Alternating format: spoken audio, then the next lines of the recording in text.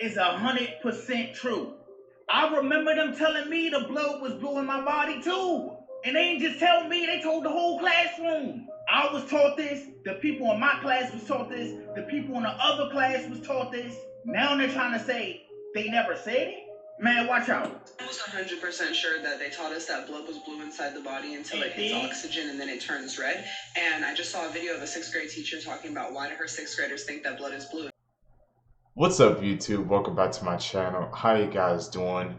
You guys know what we like to do here, Seekers, man. We break down scary creepy videos all over the web. That's gonna make us question everything. Let's do what we do best, Seekers. Stay with me, y'all. Seek the truth.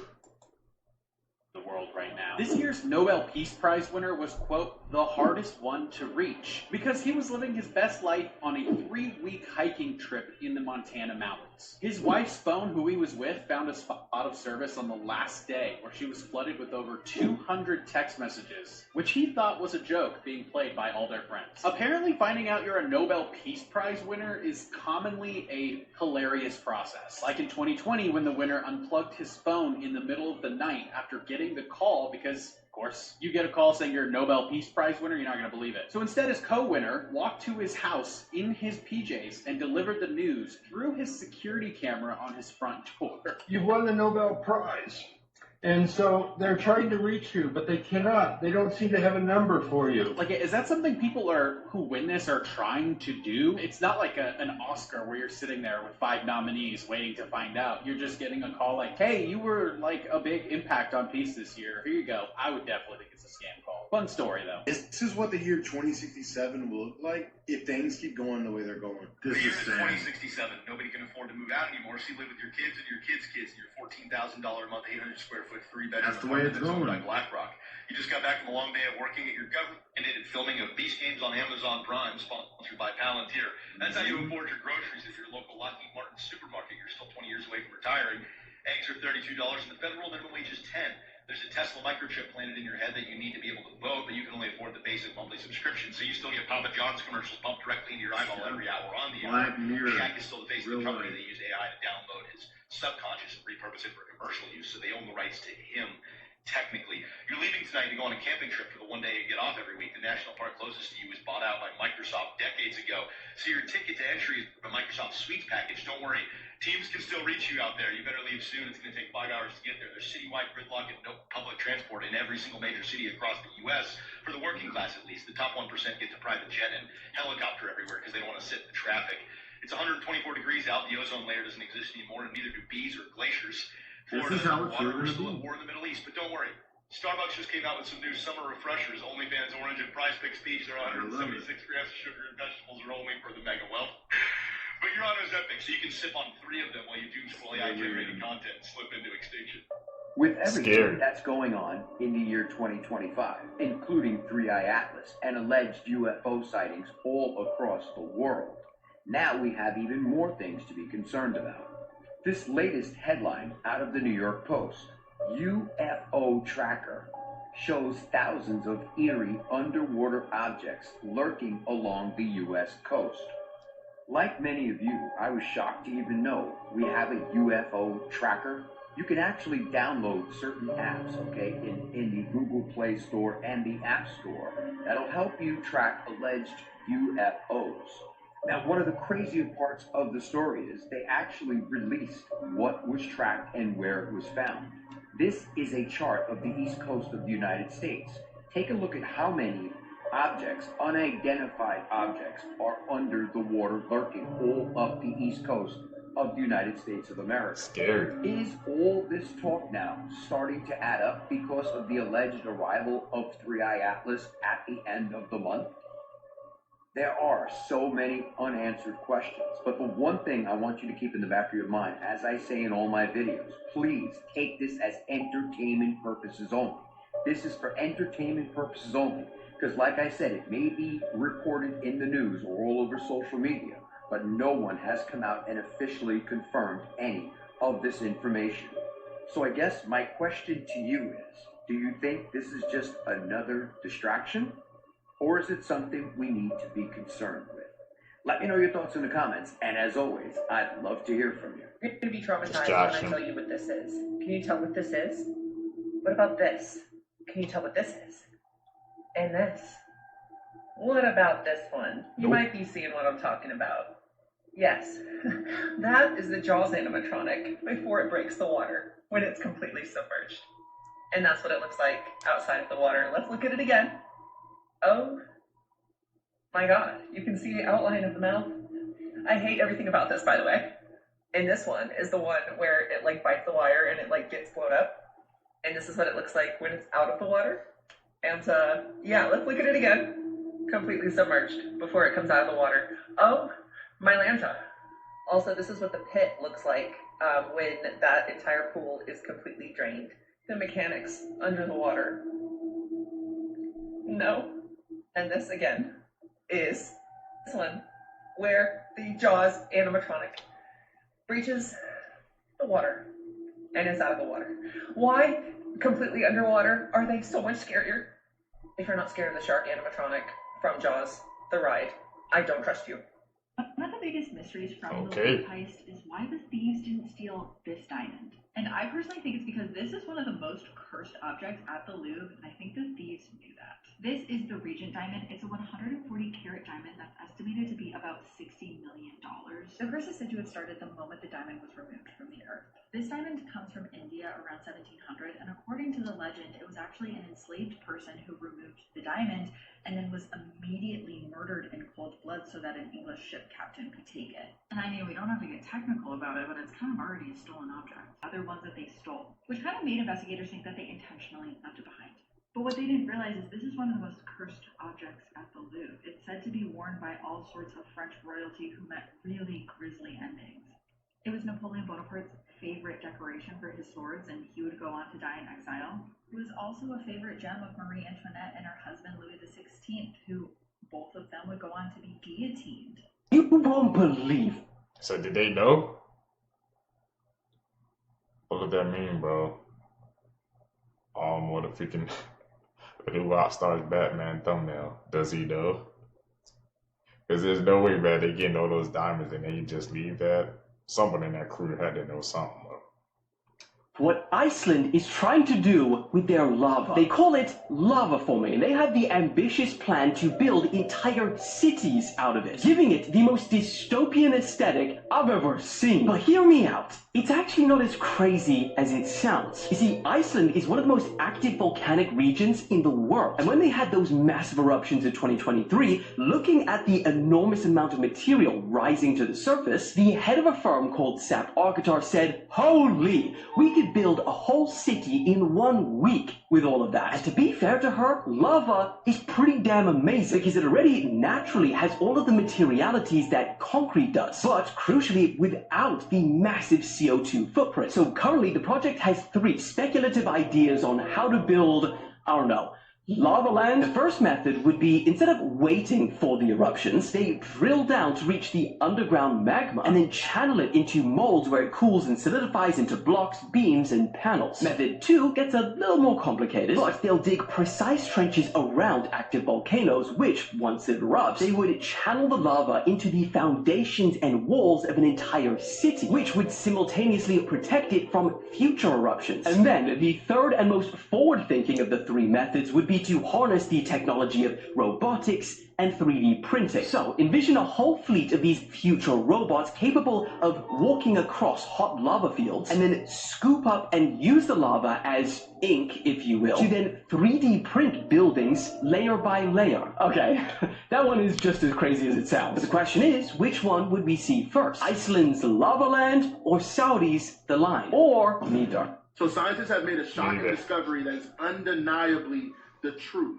So back in Genesis, when God destroyed Sodom and Gomorrah with fire and brimstone, Lot and his family had been rescued by angels. However, Lot's wife looked back and she became a pillar of salt. And that pillar of salt has been found in the land where Sodom and Gomorrah has been believed to be. So this discovery has been made by scientists and archaeologists. You might say, well, didn't they been discover that? Sure, it was Christian archaeologists who found it before. Now it's normal scientists, secular scientists, that have found this discovery. Now people are understanding that the Bible is not just a religious book, it is history. It is just like any other book that told stories about history. The history about Sodom and Gomorrah, the history about, even in Sodom and Gomorrah, they still find sulfur balls, which can only be found if there was some type of fire and brimstone, which also shows that it had been destroyed by fire and brimstone that rained down from heaven. It seems like they are finding so many different themes in the Bible, and they are finding them in real life, and it's so awesome because now people, you can try and deny it all you want, but if they're finding legit facts, and the Bible wrote about it before, that is proving the Bible true. The Black Pearl? Oh, yes. The whole reason that Jack Sparrow's ship was black. There's this whole scene where they give that backstory. Apparently, Jack Sparrow worked for the East India Trading Company forever ago, and the Black Pearl was given to him under contract from Beckett to be running goods from these places. Well, he goes on one of these assignments to pick up cargo. He gets there and it's slaves. He frees them all. Beckett catches up and lights the ship on fire. It burns down and sinks. And like in the deleted scene, but Johnny Depp's line, he said people are cargo. They burnt the Black Pearl and then he made a deal with Davy Jones to bring it back. And that's why it's the Black Pearl, because it was burnt. And that's why also people are terrified when they see the Black Pearl, because it shouldn't exist. It shouldn't be there. Isn't that awesome? Why would you delete that? Oh my god, that's the best! That makes it way cooler. If that was established in the first movie, or even that was the twist at the end. Why is this pirate this insanely moral person? Well, he was a cargo ship. Yeah, and he always like chooses like the better moral thing to do. Everything this girl said in this video is 100% true. I remember them telling me the blood was blue in my body too. And they didn't just tell me, they told the whole classroom. I was taught this, the people in my class was taught this, the people in the other class was taught this. Now they're trying to say they never said it? Man, watch out. I was 100% sure that they taught us that blood was blue inside the body until it hits oxygen and then it turns red. And I just saw a video of a 6th grade teacher talking about why do her 6th graders think that blood is blue. And my first thought was, how do you, as a teacher, not know that blood is blue until it hits oxygen? And then I looked it up, and apparently that was never true. So now I'm wondering, because I could have sworn they taught us this in schools, like, I don't even know if this is a Mandela effect or if this is just, like, misinformation. They are fucking with the system. Y'all let me know what y'all think about this down below in the comments. Was you ever taught this or not? If you I was actually taught that, that the blood is blue until it hits the air because of the CO2. So I don't know if they try to play mind tricks on us, man, trying to make us forget that past information, but I know, bro. Any of you seekers, did you guys say that when you were kids? Group 7, I think we cracked the code.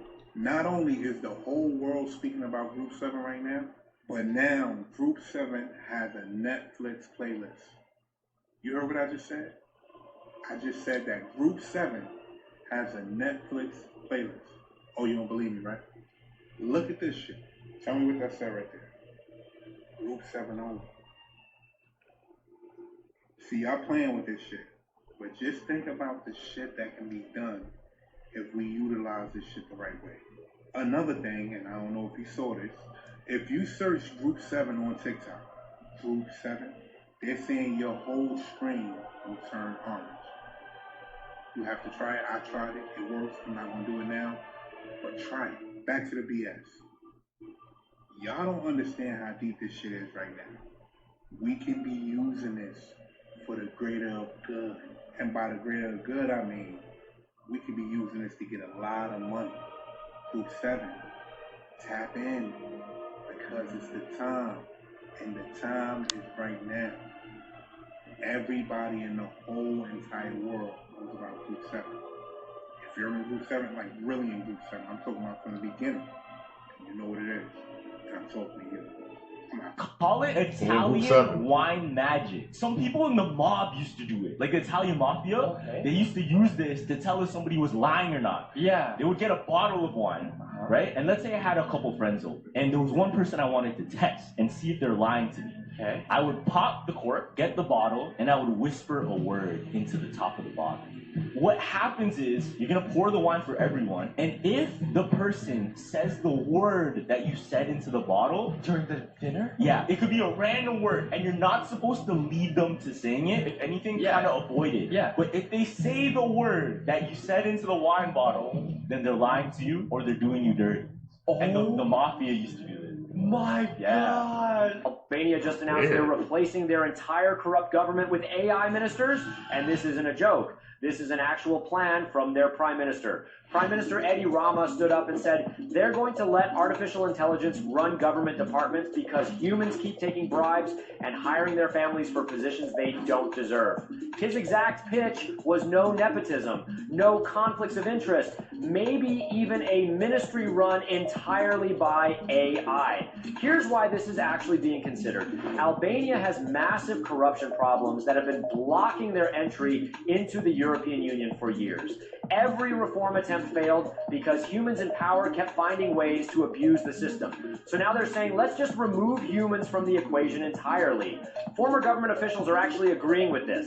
They're saying artificial intelligence doesn't take bribes, doesn't need a salary, never stops working, and can't be influenced by family connections or political pressure. Albania would become the first country in human history to have artificial intelligence running actual government departments, making real decisions that affect millions of people. They're not talking about AI assistants or AI advisors. They mean full replacement. AI ministers with actual authority. What is your stand on this matter? Do you support this move of a fully AI government? But it turns out No. that Kanye West was right this whole time. Kim Kardashian seemingly lets her daughter do whatever she wants. She's wearing face tattoos. Playboy Cardi says that he wants to make a song with her. She's 12 years old. She looks like a Tekashi 6ix9ine Labubu. She is already being sucked into this insanely demonic lifestyle, and Kim doesn't seem to care. And Kanye's actually making it seem like Kim wants this for her. And Kim turns off all the comments on all of these videos because she knows that she's going to get criticized, or creeps on the internet are going to leave weird comments. So why even let her post these in the first place? Well, Kanye in his news post just called her out for it. Stop antagonizing me. I'm not allowing my daughter to be used by TikTok, to be used by Disney. Don't get me wrong, I actually think that Northwest is funny. It just feels like nobody is there to reel her in at all. If anything, based on Kim's track record, she's gonna let Northwest go as far as she wants to go. And don't get me wrong, I like Kim. I think that she actually does care about her daughter. But there's absolutely nobody in this family that's living in the real world. Just look at what happened to Jaden Smith. Do you think that she'd be better off with Kim or Kanye raising her? You, Pat? Tell me down below, Sage, what do you guys think about that situation? That's the healthy lung test.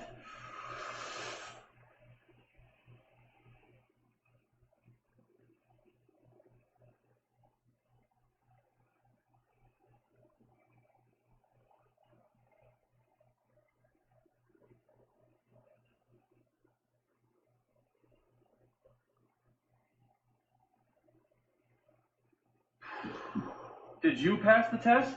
You know, Pass it with flying colors, bro. Cats around them, there's a dark reason. So do cats randomly come up to you? Sometimes why? So if a cat comes up to you, it means you are carrying really bad or negative energy.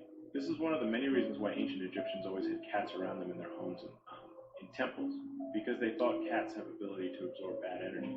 They believed cats had protective qualities both physically and spiritually. They are kind of like little energy cleaners. That's why you'll often see a cat cozying up to someone who might unknowingly be carrying negative energy, and who always has cats in folklore with witches, because they are dealing with what? They are dealing with negative energies, and cats are said to help them absorb and neutralize these dark forces. The idea of cats as companions to witches wasn't just about their mysterious nature. It was also tied to the belief that cats could act as shields or purifiers, absorbing the negativity around them. So if a cat comes up to you and cuddles or lingers around, some believe it means you might have some bad energy clinging to you. Some of you guys won't believe me, but I've been telling you guys this for quite some time, that we live in a cosmic video game, and the sky that you see is actually an LCD screen. And if you don't believe me, check this video out over here. This guy was recording this weird anomaly in the sky, right? I don't know what this is, right? But he captures something even more magnificent. The sky goes from this hazy, gray, purplish color to completely blue. This is in Dublin, Ireland, y'all. Excuse me. Did y'all see that? Did y'all see that? 4K. Look at this, y'all. Let me replay it back for you guys. There are no cuts or nothing. It startled him, so he moved the camera. But it goes from this. Look at this. What happened? Where did this thing go? What? I've been telling y'all this. Our sky is alive and it is aware. It's a sentient being just like every other thing in this world. They told us in the movie 3 Body Problem that our sky is alive. Check this out. Stefan, are you awake? it aware. I understand my purpose. I'm ready to return to my original size. Please proceed.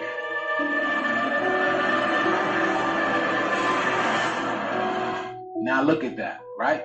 Kind of like the same thing we just seen, right? Look at this anomaly. A lot of people are in for a rude awakening because I've been telling you guys for quite some time that we live in an artificial matrix, a cosmic simulation video game. A lot of your neighbors, they're not real. This government, they're not real people. They're just projected simulation holograms. That's literally what they are. Quantum physics states alone that physicality is not real. And this is what a lot of people are about to figure out. We're literally souls having a physical human experience. We're watching the dissolution of this matrix in real time. That's why the sky is falling. Y'all see the sky closer. Y'all notice that, right? The clouds are on the floor. Let me know what you guys think about this video, y'all. The shit is here. Let's continue to get it. That will ruin your life. Baby chicks, while very sweet, are often grinded up. In many large factories, if they're baby roosters, they're just tossed into a grinder. Pretty gross. Did you know that in the United States alone, every year, around 2,500 people die from using right-handed equipment that were originally left-handed? Sucks to be left-handed. George Bush Sr. was the only man to survive after his plane was shot down in World War II by Japanese soldiers. Out of the 9 men that were cannibalized and eaten on by Japanese soldiers, Bush was somehow the only one to survive. Hopefully you like boogers, because Inuit mothers actually suck the snot out of their baby's nose. Nasty. Did you know there's actually 200 corpses right now on Mount Everest? Due to the body's elevation, they're actually left up there and perfectly preserved to the extreme climate and temperatures. They're used as guide points for climbers and hikers. Comment and let me know which fact disturbed you the most. Basically it's a graveyard, man. That's This the is best way to without a put doubt it. the creepiest mugshot I've ever seen. This is 33-year-old Solomon Galligan. He is an S offender that tried to kidnap a little boy from an elementary school in Colorado. This entire ordeal happened last Friday, and he went up to multiple children. Before police arrived, he tried to grab the young boy and flee, but that was unsuccessful, so he just fled to begin with. He was later caught by police and charged with 1 count of kidnapping. As a result, the elementary school and the surrounding areas are increasing security and police presence. But bro, this mugshot is definitely the creepiest shit I've ever seen. There's not a single feeling of remorse or regret in those eyes. He's now being held on a $25,000 bond. He had a similar incident in 2012 and he failed to register as an offender. Now, luckily, the little boy that he tried to kidnap was unharmed. And this also happened while the kids were at recess. I'm not sure how this happened. I feel like when I was growing up in recess, all of the teachers would be watching us. Yeah. But they definitely need to step up security. Let me know what you guys think about this case in the comment section below. And as always, these videos are for informational purposes only. Movie bloopers that are better than the actual movie. In The Dark Knight, while Joker sits in a jail cell, he overhears Detective Gordon get promoted to commissioner. Naturally, the rest of his squad applauds him, but then they hear the Joker clapping in the background. The Joker's creepy clap wasn't in the script, but it fit the scene so well they kept it in. In the show Friends, Matthew Perry actually hits his head on a filing cabinet. Please, just... Well, this was a total accident, and Jennifer Aniston's reaction was completely genuine. In this scene in Spider-Man Homecoming, Tony Stark leans over to open the door, but Peter Parker hugs him instead. This wasn't in the script, but Tom Holland thought it would be funny, which led to Robert Downey Jr. improvising this line on the spot. That's not a hug, I'm just grabbing the door for you. We're not. Classic. In How the Grinch Stole Christmas, in this scene, everything was supposed to fall off when Jim Carrey pulled the tablecloth. But it didn't go as planned, so he had to improvise.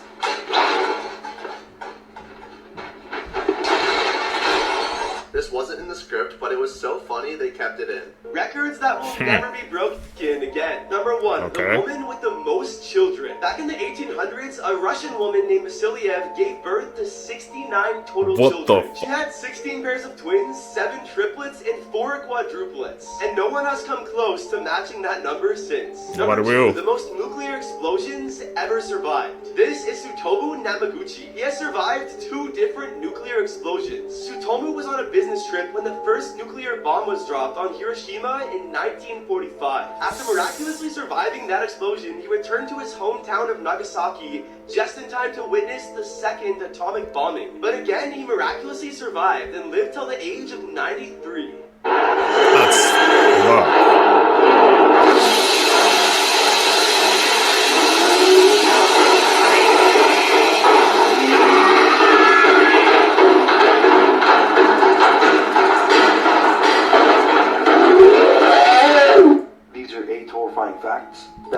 probably keep you up at night. One of your photos that you have today will be used in your funeral. There are more slaves today than any other time in history. According to the founder of the Walk Free Foundation, there are 46 million slaves in the world today. Your eyes can still move after your death for 15 to 30 seconds. Watching TV for more than 2 hours a day can shorten your life expectancy by 1.4 years. In 1977, we received a radio signal from space that lasted 42 seconds. To this day, no one knows where that signal came from. A lit candle causes more than 15,000 house fires every year. Spider rain could happen at any moment above you. Bill Skarsgård, who played Pennywise in the 2017 version of It, was born in 1990, the year the original It was released. Yeah. Those are some creepy coincidences, man. Spider rain? I've never heard of something like that before. I definitely don't want to experience that, man. Imagine you just walking outside, normal day, just see a whole bunch of freaking spiders coming down. You like, what in the world is this world coming to, man? How does something like that even happen?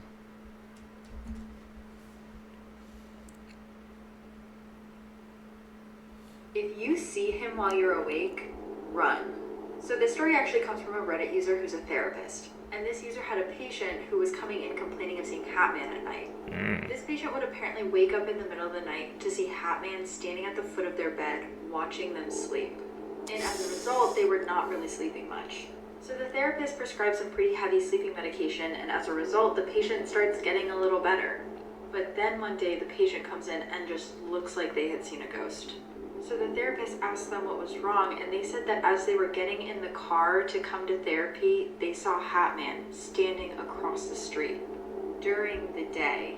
This therapist had only ever heard of Hatman when it came to patients waking up in the middle of the night and seeing him, never when they were already awake doing things in the middle of the day.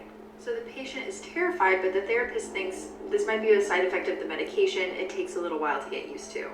But that was the last time the patient ever came to see the therapist. Man, is he real? Cap. Scary facts that will blow your mind. Part 2. The Hoia Baciu Forest is considered the most haunted forest in all of Romania. Hundreds of people have gone missing within these woods, among other things like screams, laughter, babies crying, people being attacked by unseen paranormal forces, strange balls of light, UFOs, and in the very center of the forest lies a clearing where no plant life will grow. It is believed that this spot is a portal to another dimension. What do you think? Like and follow for more. Okay, that one, the most haunted freaking forest of Romania, man, where all those plants not growing and how they said it can be ported there. I definitely want to check up on that one because that sounds interesting, man. Like, no plants are going in that whole open area. That space is just like a freaking, look like a crop circle. What do you guys think? Is that a dimension to another incident has reality? made people on the internet so upset because this woman went up to a teen and pulled down her skirt because she thought it was too short. Even if you think this skirt is too short, I think we can all agree that you cannot go up to a child and touch them. The teen said that this woman approached her from behind and basically put her hand in her area. This woman, who's a 49-year-old Ida Lorenzo, said to the girl and her friends, "I happen to work for the state, and if I have to see your cheeks hanging out again, I will call CPS." I happen to work for the state, and if I have to watch your cheeks hanging out again, I will call CPS. Now, let's be real for a second. If this was a man who did this to a young girl, police would be called immediately and there would be no excuses. They were waiting at a restaurant to be seated and she basically felt like it was inappropriate for this young girl to be dressed like this in front of everyone. Which, if you feel that way, then you can leave. You should never be putting your hands on anyone. She was eventually charged with sexual battery, which I'm glad because you can't be putting your hands on anyone, especially kids. She said it perfectly. No words needed on that clip. Everything to a T.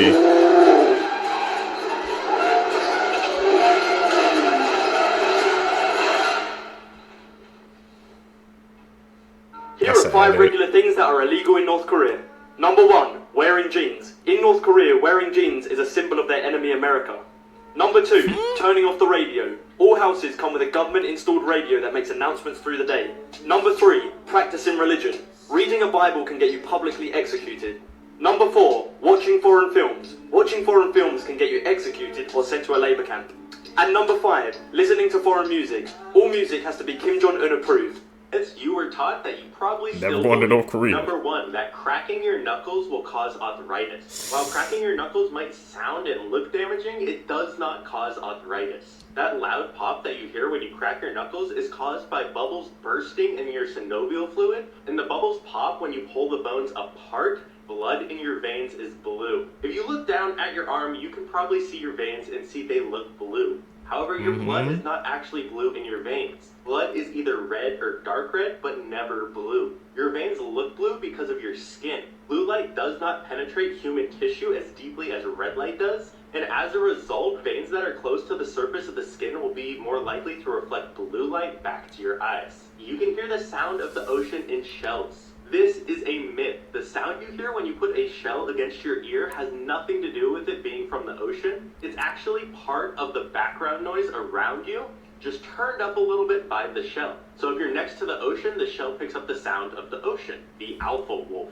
There's actually no such thing as an alpha wolf. This idea was brought about in a paper from the 1970s, but the author later said in a paper that he rejected the idea of an alpha wolf. While it's true that multiple wolves who share a small space in captivity will develop alpha and beta-like hierarchies, wild wolves behave nothing like this. In the wild, a wolf pack is typically formed by monogamous parents and their puppies, and the wolf pack is basically a tightly knit family consisting of parents or breeders and their offspring, not an alpha and beta. How rare is your body? Let's find out. About 75% of people have a deviated septum, and this is a condition in which the bone and cartilage that divide the nose in half are crooked, making one nasal passage smaller than the other, and it's known to cause nosebleeds, problems breathing, or loud breathing when you're sleeping.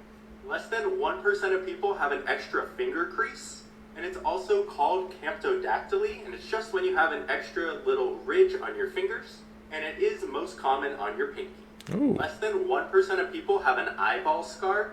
This is also called a macular pucker, and it's just scar tissue that forms in your eye, and it's known to cause blurred or distorted vision, and it's caused when the vitreous, which is the gel-like part of your eye, starts to pull away from the retina.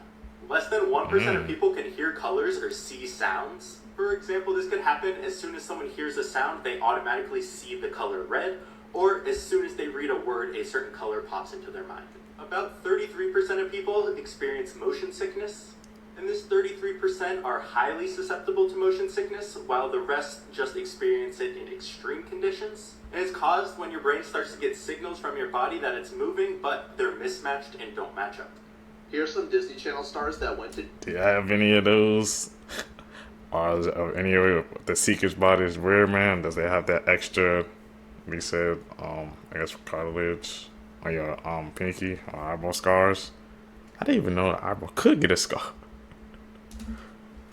to jail, but each time the crime gets worse. Starting off, Mitchell Musso, who played Oliver Oken in Hannah Montana, was pulled over in 2011 for driving under the influence. He was only 20 at the time and was arrested and released on bail. Because of this, his character was written out of Parrot Kings and his show Prank Stars was canceled. Next up, Adam Hicks, who played Luther on Zeke and Luther and had a starring role in Lemonade Mouth, was arrested a couple times, but most recently for an armed robbery with his girlfriend. His sentencing was delayed multiple times due to mental health evaluations and was eventually given a 5-year sentence. But he's now currently on parole and making music on TikTok. Moving on, Lindsay Lohan was Disney's golden child in the early 2000s, starring in iconic movies such as The Parent Trap, Freaky Friday, and Mean Girls, before getting into trouble with the law. She's been arrested for driving under the influence, drug possession, violating her probation, a theft charge, and has even had a bench warrant out for her arrest. And finally, Phil Lewis, who played Mr. Mosby on The Sweet Life of Zack and Cody, was arrested and charged for vehicle manslaughter after killing a 21-year-old girl while while drunk driving. When they tested his blood alcohol, it was 3 times the legal limit. He was originally given a 5-year sentence, 2 years of probation, and 350 hours of community service, but ended up only serving 1 year due to his work with prison-based theater groups that performed in jails, churches, and schools to highlight the consequences of drug abuse. After breaking up in the 50s, Childhood. these two high school sweethearts are now newlyweds at 82 and 85. Eddie and Caroline dated for years in high school, and they spent so much time together that Caroline was known as Eddie's girl around their Nashville town. And when Eddie graduated a few years before Caroline, she had hoped for his class ring as a sign of commitment, but Eddie wasn't ready, and he was about to leave their hometown for the ROTC program at the University of Tennessee when he dropped her off at her house one evening in 1959 without giving her a class ring and with no mention of the future. Caroline knew that their relationship was over. She says that she recalls running into her house and crying for that entire night, and then the two went on to live completely separate lives, including Caroline winning Miss Nashville the same year that Eddie left. In 1961, they both married other people and shortly thereafter had children and raised families. Eddie spent 21 years as a pilot in the Air Force, and Caroline became an interior designer and an author. But in 2001, Caroline lost her husband, and in 2021, Eddie lost his wife. A year later, in 2022, Eddie felt compelled to reach out to Caroline, and he says he called 9 times before she answered, but when she did, the spark was still there. With 6 decades of catching up to do, they met back up in Nashville, and just 3 months later, Eddie asked her to marry him. He wanted to get her a traditional engagement ring, but she said that all she wanted was his high school class ring, just like all those years ago. Now, as newlyweds in their 80s, they say that they feel just like kids again. I'm Jen, and I post something positive every day.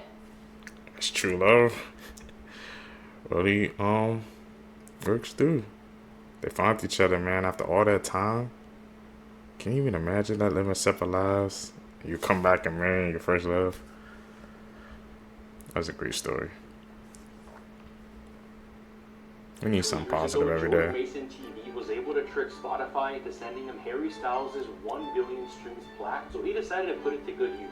He created a TikTok account with the username SecretSue94, later changed to Sue Manella, playing on Harry Styles' nickname Sue, known within his fandom. He created multiple vines Harry made in 2013, adding subtle clues like a drawn-on cross tattoo to make it seem more authentic, and even getting pink carpet for his stairs to match Harry's stairs. He developed a multiverse of fake TikTok accounts for Harry's friends to lend credibility to the main account. He went to great lengths, including dressing up as Harry, painting his nails, and having fake paparazzi photos taken to show Harry with a Spotify plaque and using TikTok on his phone, which helped him spread the belief in the account. Overnight, fans all over social media and even major media outlets were speculating about its authenticity. Millions of people talking about the account led it to going viral and amassing over 600,000 followers.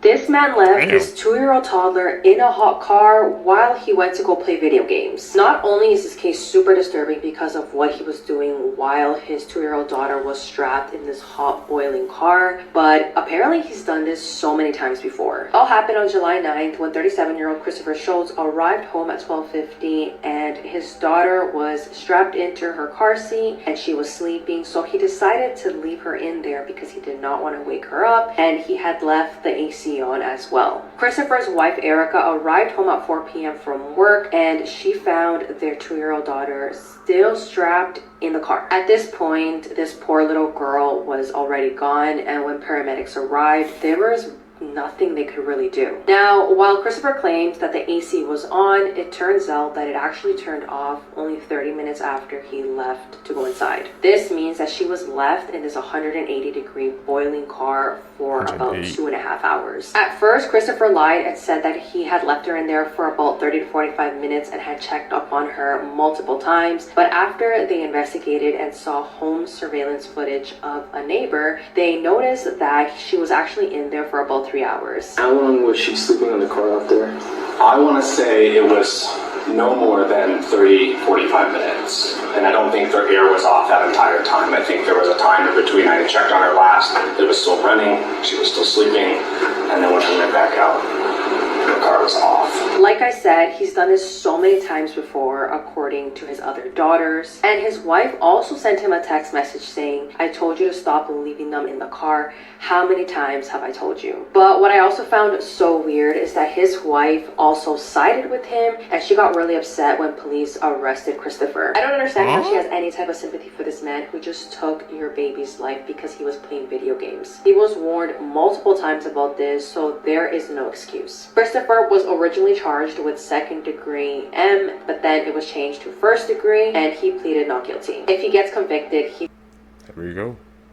You won't believe these jobs actually exist. Naming movies at Pixar. For this job, all you have to do is name Pixar's new movies, and you can get paid up to $700,000 to do this. And apparently a woman that had this job got a $300,000 bonus for naming the movie Cars. Professional sleepers get paid up to $100,000 a year just to sleep. They do this for scientists to analyze their sleeping patterns or to test mattresses for hotels. An underwater hotel in the Florida Keys has an underwater pizza delivery man whose job is to deliver pizza to the hotel guests 21 feet below sea level. People completing surveys from their phones are now earning hundreds if not thousands a month. On the Mahola app, you can earn not only by taking surveys but even reaching certain levels on mobile games. Mahola pays a $1 welcome bonus and you can cash out at just $3. If you want to start doing this yourself, download Mahola on the App Store or Google Play. Here's some crazy Easy things money happening everywhere. in the world right now. 5 guys were arrested for fighting at Five Guys. Amazon delivered a package to Mandy Moore's burnt down house after the wildfires in LA. KFC is moving their headquarters from Kentucky to Texas. The son of a billionaire rented out Asia's biggest nightclub with a DJ so that he could deal with his breakup. The company Igloo is recalling over 1 million coolers because a faulty handle has been amputating fingertips. A woman gave a psychic $50,000 to help her fall in love, and now she wants a refund. An opossum was hospitalized after eating an entire Costco cake. I get it. A Minnesota man tried to put out a Boy Scout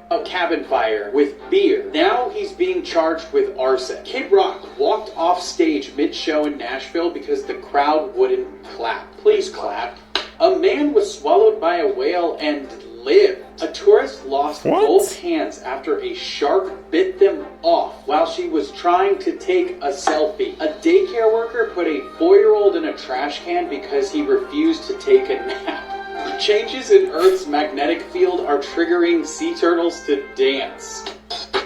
Police found $50,000 worth of stolen Pokemon cards in an Australian home. A dad was charged with assault for shoving 2 child referees at a hockey game.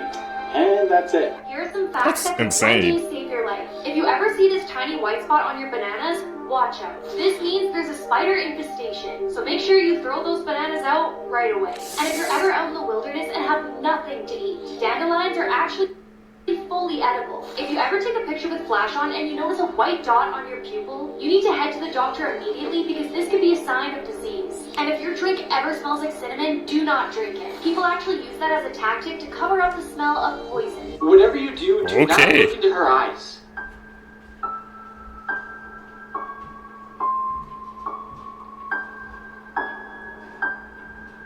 Nothing's happening. I'm still good.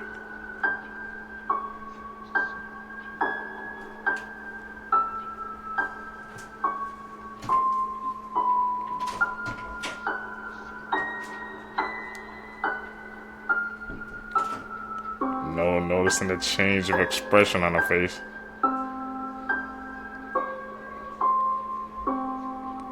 Oh, I see now when you look at her eyes, it changes bit by bit.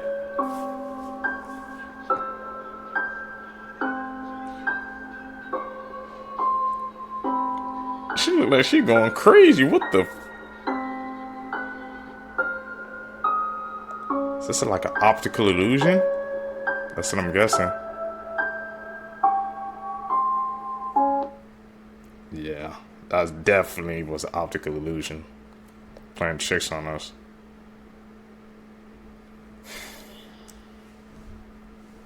Crazy to think about how mind could just trick us like that.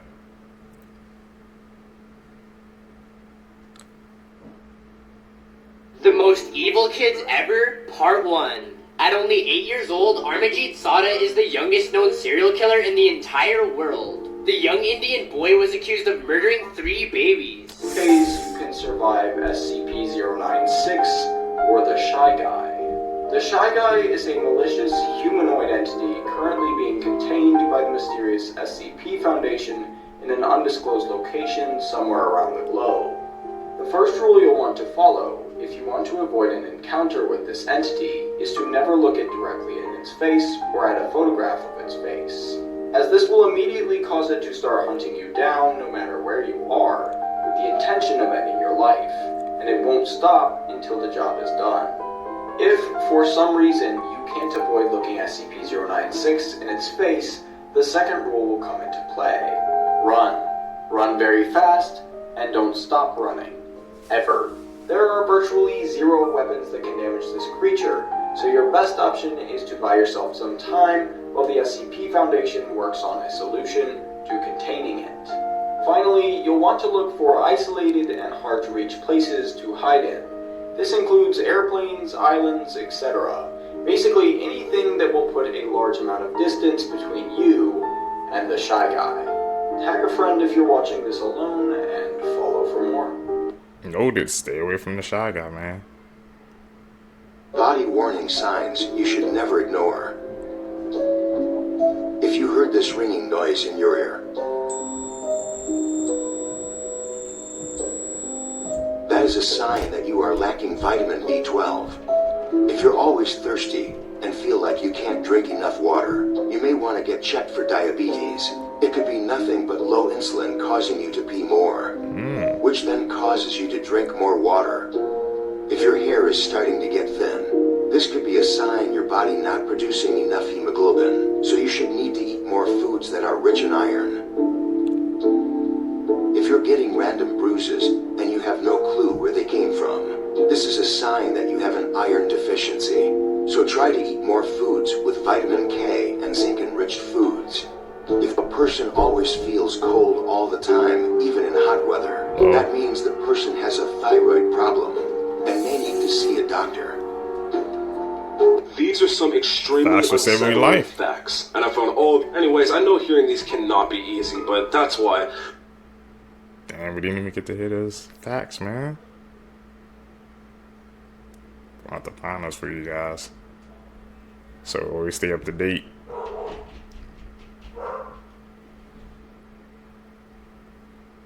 You know what that is. Normal looking photos that have a disturbing backstory, part 17. This is YouTuber Sarah Funk, who is vlogging her trip to Cyprus's Red Lake. The suitcase in the water was actually discovered to contain the body of a 12-year-old girl who was murdered by a serial killer. At $1.5 million, this is one of the most valuable violins in the world. The initials WH stand for Wallace Hartley, who was the lead violinist aboard the Titanic. This was the instrument he played the night the ship sank before Wallace himself died. The couple was staying at an underwater cabin at the Manta Resort. This photo shows Steven proposing to his girlfriend through the cabin window. She said yes, but when she waited for her fiancé to return, he never made it out of the water and drowned.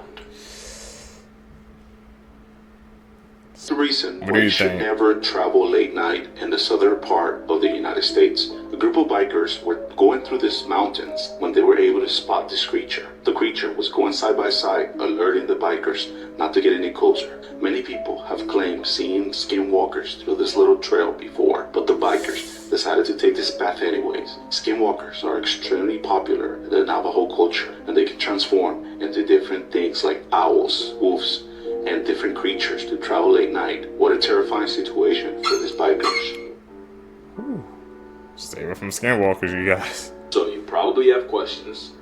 I may have answers. Anyway, this is the Bodo, aka the Amazon River Dolphin, aka a sentient hot dog that got left in a microwave of life too long. A flipper paralysis demon if I've ever seen one. See, now what had happened was, scientists studied these river pigs for over 200 hours, and there were 36 separate times where one decided to become a sentient sprinkler for apparently no reason. Questionable use of free will, and scientists hit a mental roadblock trying to figure out the why. Here's my guess. Fun fact, dolphins can recognize each other by using their version of names. It's pretty cool. They can also recognize each other by tasting urine, so they got that two-factor authentication going. That's not a joke. Scientists watch dolphins carefully listen to the sounds of whistles and consolidate that by sampling their South shower before giving them the how the heck are ya. Another thing is that nature's forgotten bubblegum isn't blind, but with the murky river water they live in, they might as well be. So senses like smell and taste carry the team. And the last thing is that male dolphins form lifelong alliances where they help each other get laid, and being on our smelly timing is how they prove their identity. It's not really that crazy. Animals like lions spray to mark their territory. Giraffes will taste bladder product to see if a female's ready. And porcupines will really gift a golden shower to let the lady know he's on timing. So that's my guess. Or they could just be playing, cause the way those males in alliances bond is something I can't talk about on here. Not so shameless plug, but not for real. Goblins is probably already gonna spank me for showing that video. So if you're curious, you wanna know what I'm talking about, there you go. The more you know.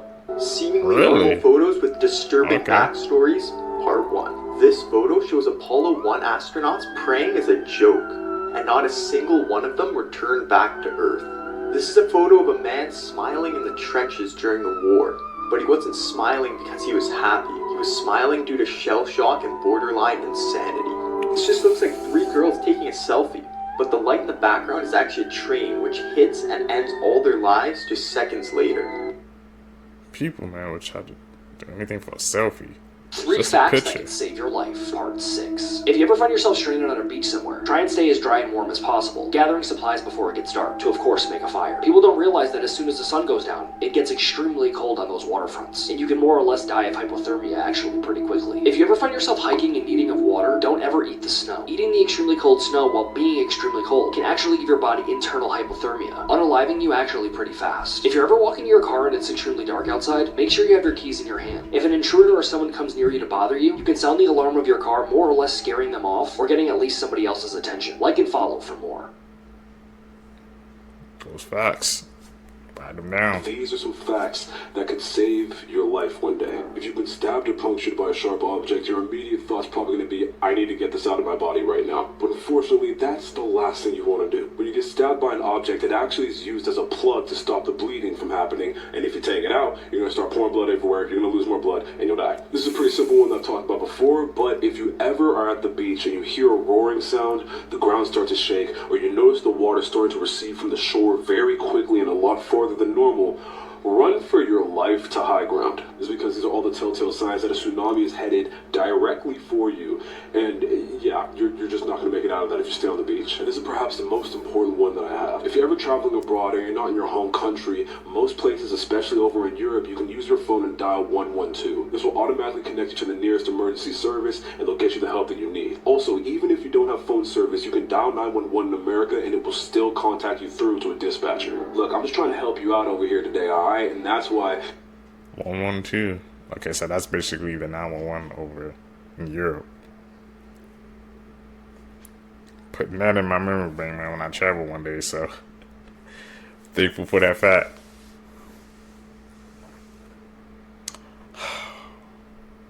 We learn it every single time I watch the clips together with you guys, man. I always learn something new. For the first time ever, a wild animal has been observed using a medicinal plant to treat a wound. So scientists just observed an orangutan in the wild doing something no other wild animal has ever been seen doing. You see, apparently this orangutan got into a little scuffle, and this scuffle caused the orangutan to get a wound below its eye. After getting this wound, scientists observed the orangutan chewing up a plant that is not normally part of its diet, and after chewing this plant, the orangutan would take the chewed paste and apply it to its wound below its eye. Now, the orangutan doing this was no random coincidence, because as it turns out, the plant that it was chewing did indeed have medicinal values. Now, because the orangutan decided to use this plant to treat its wound, the wound closed up after about a month, and the orangutan never got any kind of infection from the wound. Now that this has been observed in the wild, scientists are trying to figure something else out. They're trying to figure out if all orangutans know about these healing plants and are taught about the plants from other orangutans as they grow up, or if this is just some sort of animal instinct that the orangutans just automatically know when they're born.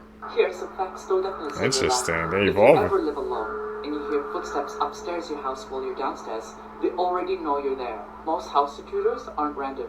They've already been watching you. If you ever hear movements upstairs while you're alone, their plan is already in motion. Leave your house as fast as you can and as quietly as you can, and only confront when trapped. If a stranger asks you, do you live alone? Always lie. Always reply to that question with, oh, I live with parents, or my roommate's home, or my boyfriend's coming home soon. This can immediately dissuade predators targeting solo victims. If you ever find a door ajar in your home and you didn't leave it that way, back away immediately. Intruders sometimes leave doors open, no matter how slightly they are, as a trap. Walking into that room, especially if that room has no form of escape like windows, makes you extremely vulnerable. Leave immediately and call the police, even if this means finding out there's no intruder in the process. And finally, if you're ever being chased, never run in a straight line. Run in a zigzag or any other pattern. Zigzagging can make it harder for a pursuer to predict their path, especially if they're armed or driving. As you continue running that way, always try to run in crowds or areas with light or noise. Stay safe. Creepy. I've always wondered that, man. I've been seeing that. Like, have you ever seen that in movies or sometimes where, you know, person getting chased, or, you know, they getting, like I said, that person's arm, but they just run in a straight line? I'm like, if you at least, like I said, zigzag, run in different directions, it makes them harder for you to hit them. So it always crossed my mind why people never did that. Maybe in this situation, man, you just not thinking. Is home camera footage. In 2017, a mother in Billings, Montana woke up in the middle of the night to a notification on her phone. Her phone was sent to a baby monitor she had set up in her infant daughter's room. On this night, upon being alerted, she opened the app expecting to see her daughter awake in the crib. But instead she saw this. A man she didn't know is seen crouched down in the room. She saw this and ran to the room to retrieve her daughter and run out the house.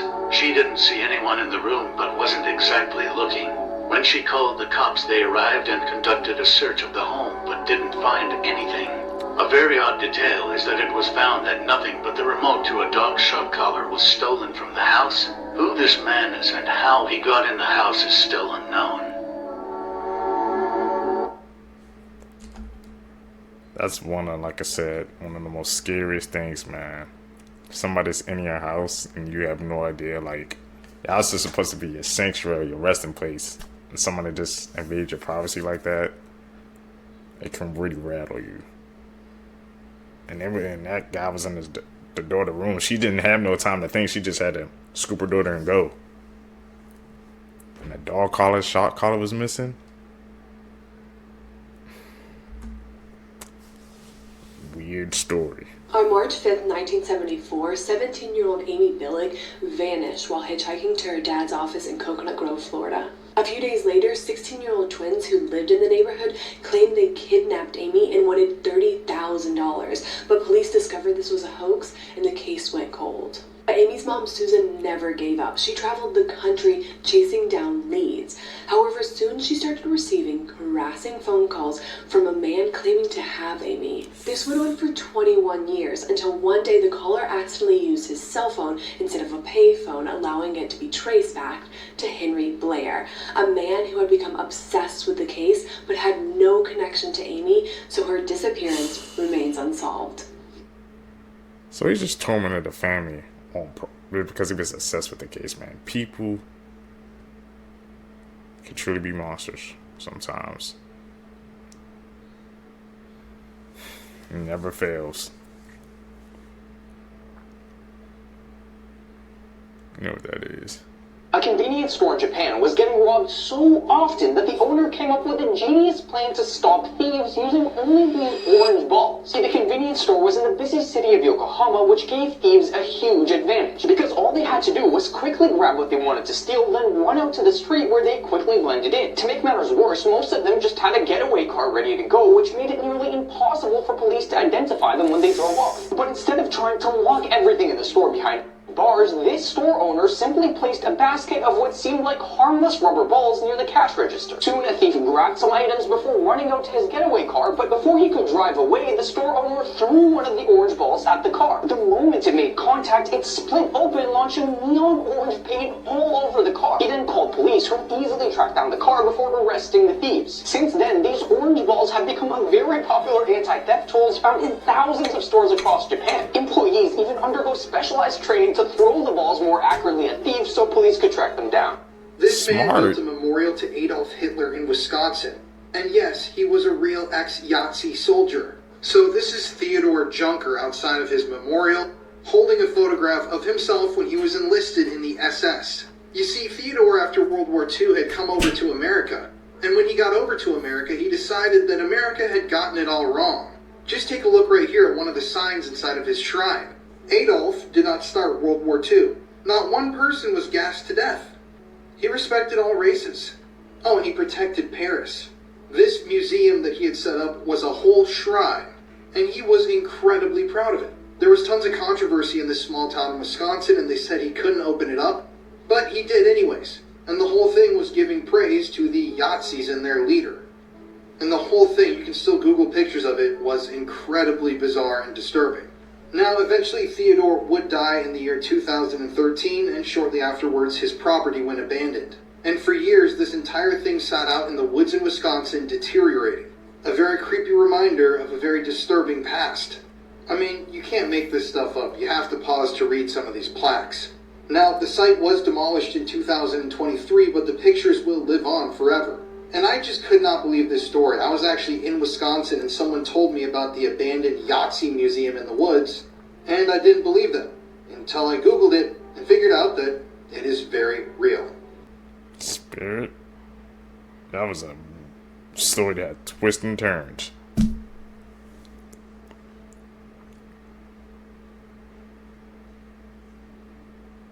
Is that supposed to be representing, like,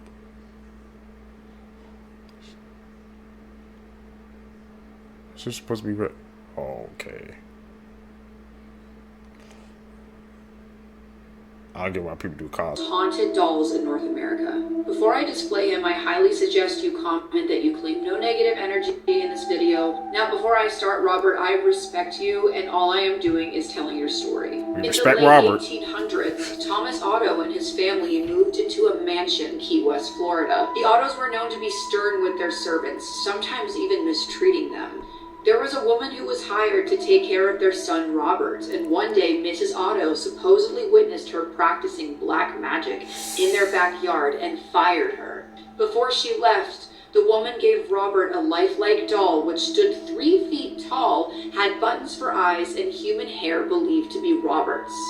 Soon after, Robert chose to be referred by his middle name, Jean, after being scolded by his mother. He told her that Robert was the doll's name, not his. Jean was often heard in his toy room having conversations with Robert.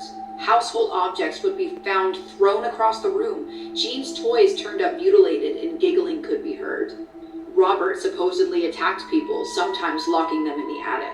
One certain night, Robert was found at the foot of the owner's bed, giggling with a kitchen knife in hand. Robert was later moved to the East Martello Museum in Key West, where he sits perched in a glass box to this day. One employee cleaned Robert, turned off all the lights, and left for the night. The next day, he returned to find lights turned on and Robert sitting in a different position than the night before, and a fresh layer of dust on his shoes.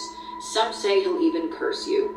If you want to take a picture of him, you may ask politely. He'll tilt his head in permission. Now I just want to say again, Robert, I respect you, and I am just trying to tell more people about your story. Have you seen Robert in person? Have you ever had any experiences with him? Let me know in the comments.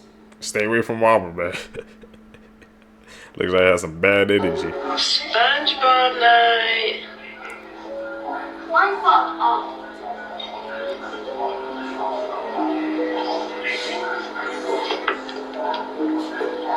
Liam, come here.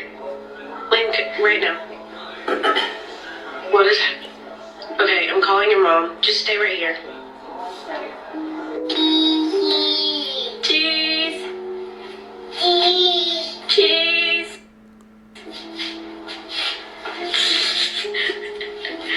What you doing?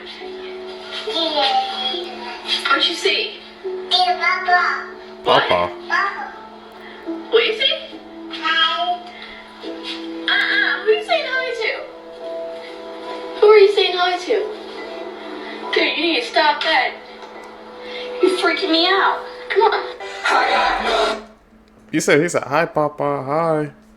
I mean, you know, sometimes, like I said, kids, people be thinking they're talking to, like, that. I guess they're imaginary friends or something like that. But what happens if, man, if they're really talking to, like, a spirit, or they be seeing spirits? That's an interesting thing. I'm gonna propose to you guys. What do you guys think? Cooking on that one. Spirits in my head and they won't go. I got guns in my head and they won't go. Spirits in my head and they won't go. I got guns in my head. Classic. And they won't go. Spirits in my head and they won't go. I got guns in my head and they won't go. Spirits in my head and they won't go. I got guns in my head and they won't go. Don't ever stay up past midnight again, especially during a sleepover. This, my friends, is the Midnight Clown. Click the plus, drop a like, tag a friend, share it through. He might show up at your house tonight. He's an absolutely insane, vindictive clown, targeting kids who are having sleepovers. Kids being distracted, he ends up killing the parents. Then when the kids come downstairs to use the bathroom, they notice their parents. And then all of them are never seen again. And I actually just reacted to a video of people ordering a clown off the dark web. The first 100 people to click the link in my bio, subscribe, like, and comment on that video will get a shout out. Good luck, my friends. You go to clowns off the dark web? That's news to me. What the hell is going on there? There's really a market for everything and anything, man. Who wants to buy a clown off the dark web of that?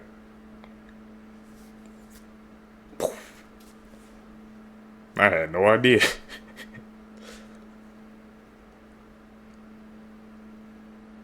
You know what that is. Rare photos of fascinating people through history. This was Jacques Plante, the first goalie in hockey to ever wear a protective face mask in 1959, and I think you could see why. In 1964, Randy Gardner set the world record for the longest time without sleep, staying awake for 264 hours. The objects that are next to him were used to prove that he was still lucid. This was Maurice Tillett, a wrestler known as the French Angel. Some say he inspired Shrek, and he went undefeated for 18 months in the early 1940s. In 1907, this swimmer, Annette Kellerman, was arrested for indecency for wearing this exact bathing suit at Revere Beach in Massachusetts. This is Brumasia Gelgi, the world's tallest woman at just over 7 feet. This was Valentine Tapley, who vowed in 1860 to never cut his beard if Lincoln was elected. Here he is in 1896. He placed 5th in a world's longest beard competition. They had some long beards back then, apparently. Oh my goodness. This was Albert Woolson, the last surviving Civil War veteran. He fought for the Union Army and died in 1956 at 106 years old. This was Ham, the chimpanzee, the first ape launched into space. His mission tested cognitive function and safety. It was successful, and he actually returned unharmed. This was Charlotte and Marjorie Collier, a mother and daughter who survived the Titanic. Charlotte's husband and Marjorie's father, Harvey, died in the wreck, and they also lost their life savings of 5,000 pounds in cash. These are human body parts that may disappear in the future. First up is body hair. Originally, it protected ancient humans from harsh weather conditions. However, over time, with modern clothes and changes in environmental conditions, human body hair has significantly decreased and continues to do so. Many scientists believe it might eventually completely disappear. Next are wisdom teeth. They used to serve an evolutionary purpose for ancient humans who had much rougher diets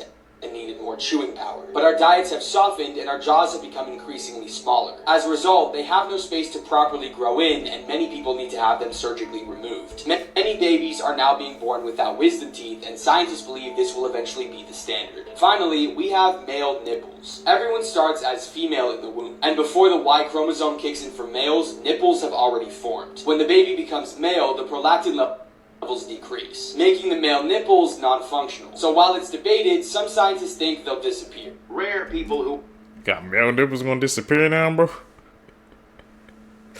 Could you guys even imagine that, bro? I'm thinking, imagine that, man. That would look like nightmare fuel to me. I just can't even imagine that. That's freaking screwed up my mind. But we evolving. So I guess that's what comes with it.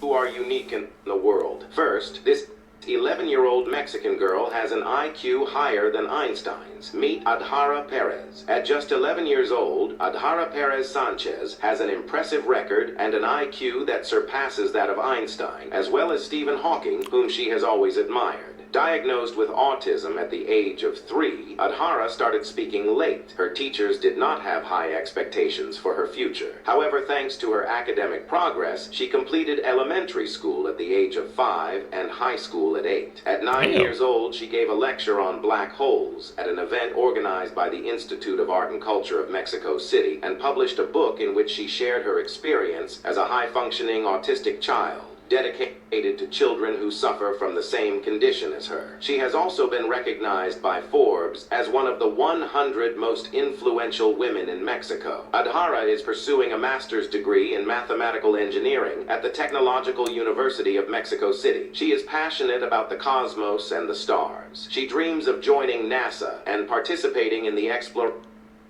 of the planet Mars. She also plans to design a connected bracelet capable of detecting emotions and preventing epileptic seizures. This girl married She her can family accomplish all that and more. while pregnant with her ex-husband's baby, and then proceeded to become the first empress of Rome. Meet Livia Drusilla, or simply Livia. Now let me explain. Livia was born in a very important family. She belonged to the patrician gens of the Claudi. She's still a child when Julius Caesar has his rise to power, and she's about 16 when he gets.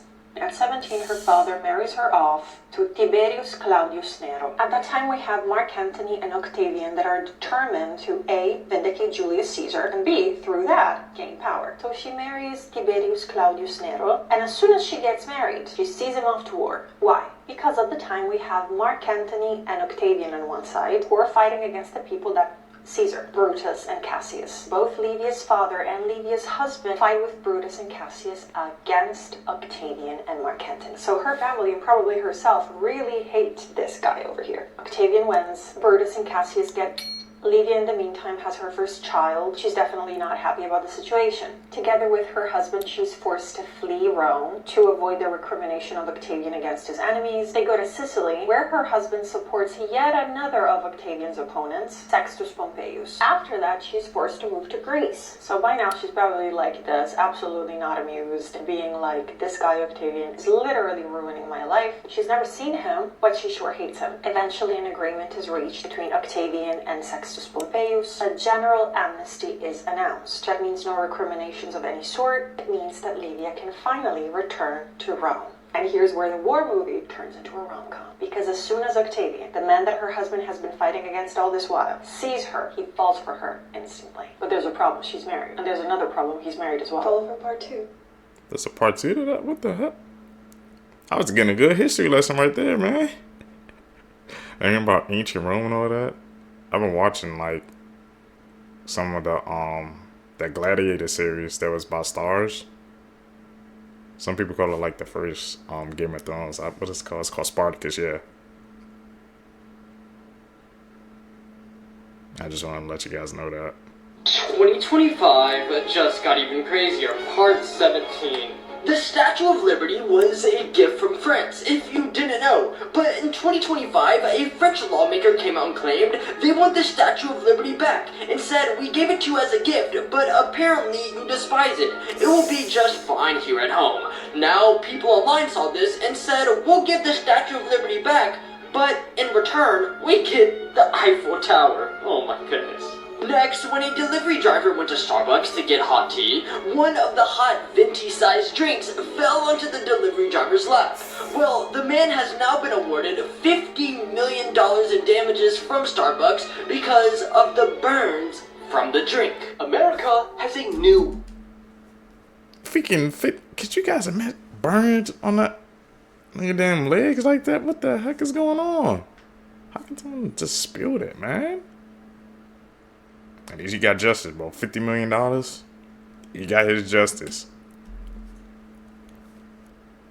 Gun, and it's one that uses facial recognition and fingerprint scanners. It's called the BioFire Smart Gun. It's the first to actually hit the market, and it's more controversial than you think. You see, to try and push for more firearm safety, this gun only works when its registered owner scans their face or their fingerprint, and the gun locks and becomes unusable as soon as it leaves their hand. It's also trickier to build one of these than you think, because it's not just a gun with a fingerprint scanner slapped on the top. It's actually the first gun ever to not rely on a physical trigger mechanism, but rather it sends an electrical signal to fire the bullet, and it can only get that signal if it it's in the owner's hands. But also because of that, it's roughly twice the price at $1,500. Gun control advocates think it's a great idea, saying at least it can't be used in the wrong hands like a child or a criminal. But some firearm enthusiasts not so keen. They fear that this technology could malfunction when you need it the most, or could be used as a slippery slope for more gun control laws over time. The question is, what do you guys think? Is this the gun that America needs, or not? This is the disturbing You guys truth think? behind Home Alone. Okay, so we all know and love the movie Home Alone. But did you know the disturbing truth behind it? So, Kevin McAllister grows up to be Jigsaw in the Saw franchise. If you think about it, the traps that Kevin made in Home Alone were extremely sophisticated and advanced, especially for a kid. So, as he got older, his traps became way more brutal, twisted, and complex as an adult. So, Kevin McAllister is actually Jigsaw, and he fell in love putting people in traps ever since the robbers tried to rob his house. Okay, that one was kind of out of my mind turning because I can kind of see that we know it's a theory, man, but you know, like it says, Jigsaw Saw, he loves his traps, man. Home Alone Kevin, he loves his traps also, man. So I definitely see some of the similarities between those two men, but I think that theory is kind of out there. And didn't they just announce like a couple of days ago that they're not making a new Saw movie, like it got canceled. So I don't know, man. That theory is kind of hard for me to get on, but I can see the similarities though. Maybe he got inspired by him, man. Top 3 strangest ways that people have died. Most people know what a Segway is. They came out just under 20 years ago, and they're basically a giant hoverboard with handles. And in 2009, a man bought Segway Inc. and became the CEO. And unfortunately, just 1 year later, in 2010, he fell off a cliff while on his own Segway while demonstrating its safety procedures. Coming in at number 2, we have the execution of George, the Duke of Clarence. He was the brother of 2 English kings and was sentenced to death in 1478. However, his only request for his execution is that he was to be drowned by a barrel of wine, which goes to show just how much he loved his drinks. And at number 1, the strangest way that somebody has ever died happened in 2013. In the middle of the night, a Brazilian man was fast asleep when a cow fell through his roof and crushed him. And apparently, according to local media of the town, this is the 3rd time that this has happened. Weird. Cows falling from the sky? Report at the hospital, there were several missed opportunities where the consultants went to, in some form or another, a meeting, an email, a conversation where they were raising these concerns. Arguably 15, 20 times they went to managers and flagged their concerns. And not only were they being dismissed, these external reports were being established that were, never going to get to the bottom of why the children were unexpectedly collapsing and dying. We know that now with hindsight. But they were also, by the end, being victimised, bullied. The doctors were actually looking for new jobs. Some of them, their mental health, really suffered because they felt this burden. Should we as individuals have gone to the police early? This is one of the heartbreaking true stories that likely inspired adolescents. When actor and writer Stephen Graham was asked about stories that inspired the show, he said, "Where it came from for me is there was an incident in Liverpool, a young girl, she was unalived to death by a young boy, and I just thought, why?" It's being reported that he was likely referring to the high-profile case of Ava White. Ava White was an innocent 12-year-old girl who lost her life after attending a Christmas light switch on in Liverpool city centre. She was reportedly approached by a group of teenage boys, and a verbal argument broke out after one of the boys apparently filmed her without her permission and put the video on Snapchat. After Ava asked for the video to be removed from Snapchat, one of the boys, who was aged 14 at the time, unalived her with a knife. I'm sorry I have to use this strange lingo on TikTok, I just don't want to have the video flagged. The schoolboys were all questioned by police, but ultimately it was decided that one of the boys, a 14-year-old, was guilty of taking her life. The young boy who was found guilty of taking Ava's life was sentenced to a minimum of 13 years. One of the similarities between adolescence and this heartbreaking true story is that the boy that was found guilty actually maintained that he was innocent right up until the end. But it wasn't just this story alone that inspired the show. Stephen Graham also said there's a number of stories he's seen on the news about young boys being violent towards young girls that did inspire the story. He also specifically mentions the case of Brianna Gay, who was lured into a park by 2 teenagers and unalived. He said, "I just thought, what's going on and what is happening?" Facts that might save your life one day. Surely. Alright, so if a person you don't know shows up to your house and asks for help in the middle of the night, do not open the door, especially if you're a girl alone, because human traffickers tend to use these tactics to lure girls outside. So just make sure all your doors are locked and call the police straight away. Next, if you ever feel like something bad is about to happen, trust your guts and just leave, because in most cases you might be right. Now, if you're ever involved in a plane crash and it crashes in the ocean, whatever you do, do not inflate your life jacket. Instead, wait until you're outside the plane, because if you inflate it while you're inside, you could get trapped inside as the water level rises. And finally, if you were ever to go homeless during winter, do not sleep on the ground, because people have literally frozen to death that way. Instead, try to find some cardboard pieces and sleep on that, because the ground itself absorbs way more heat than cardboard. We learning. Those are some interesting facts, man. Especially while on the plane about not having, you know, life jacket. I didn't even know something like that could happen. You could get trapped in there by the water. Fun fact, I still have never flown on a plane before. And what's going on now? I don't think I will anytime soon. Get out of you guys, man. This video will keep you up at night. A man was working as a security guard at a warehouse during his night shift, and he began to feel a little creeped out when weird things started going on in the warehouse around him. He was the only one in the warehouse, and it was about 2:30 in the morning. So he brought out his phone in hopes to catch something unexplainable on camera. At first, the video he took seems pretty normal. There's absolutely nothing weird going on. But when he pans over to the food he brought, the apple moves on its own.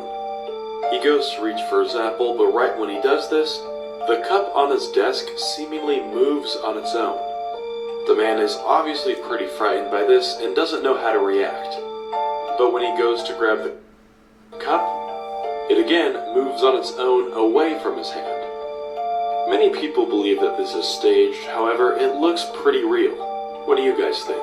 Here are some accidents that changed the world forever. A scientist left a dirty Petri dish on his desk, came back days later, and then realized the mold inside had just killed bacteria, accidentally discovering antibiotics. A radar engineer felt a strange heat in his pocket, looked down and saw that his chocolate bar was melting. He had just invented the microwave. A chemist trying to make a super strong glue ended up with one so weak it barely stuck, but years later, that failure became Post-it notes. A naval engineer dropped a metal spring, watched it bounce perfectly down a flight of stairs, and turned that mistake into the slinky. A physicist experimenting with electricity saw his own bones glowing through his hand, and before he even knew what it was, he had discovered X-rays. A man pulled burrs off his dog's fur, realized nature had built the perfect hook and loop system, and turned it into Velcro. A scientist building a heart monitor grabbed the wrong part, made the circuit pulse, and unknowingly created the first pacemaker. An ice cream vendor ran out of cups, spotted a waffle maker next to him, and rolled one into a cone, changing ice cream forever. 2 astronomers kept hearing annoying static in their telescope, thought it was bird poop, and accidentally found proof of the Big Bang. A company selling wallpaper cleaner was going bankrupt, until they realized kids were playing with it, so they rebranded it as Play-Doh. A scientist knocked a coated glass flask onto the floor, watched it crack but not shatter, and accidentally invented safety glass. A chemist absorbed an experimental chemical through his skin, started hallucinating, and unknowingly discovered LSD.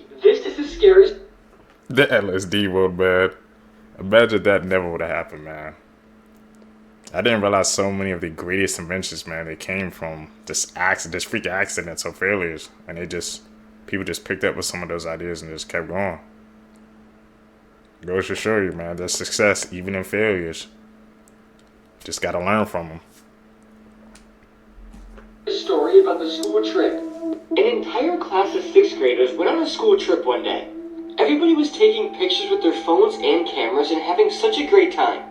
But when they all got back to school, they started looking through all the photos they took, when suddenly one of the girls screamed, "Oh my god, what is that?" In the picture, one of the boys in the class was sitting on the bus, and nothing seemed strange about the photo until you looked at his reflection in the window.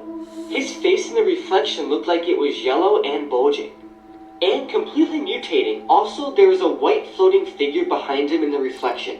Everybody turned the photo upside down and realized it was a human skull, and it was horrific. And when the boy saw the photo of himself, he immediately burst into tears and had a panic attack. The teacher then took the boy to the nurse's office, and the principal banned everybody from speaking about the strange photo ever again. And to make this even scarier, 7 days later, the boy died from a brain tumor. The photo is said to be on the internet somewhere, but I don't recommend looking for it. Can someone explain to me what happened to these trucks?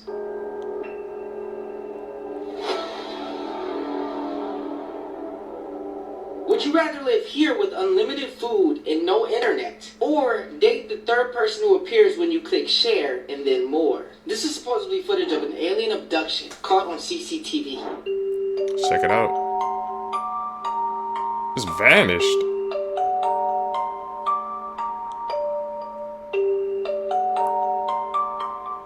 What the heck? Just plopped them back down.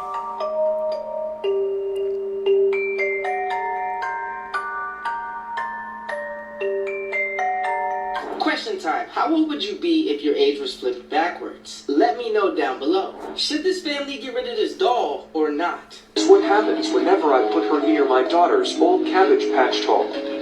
But that's not the weirdest part. There's no batteries.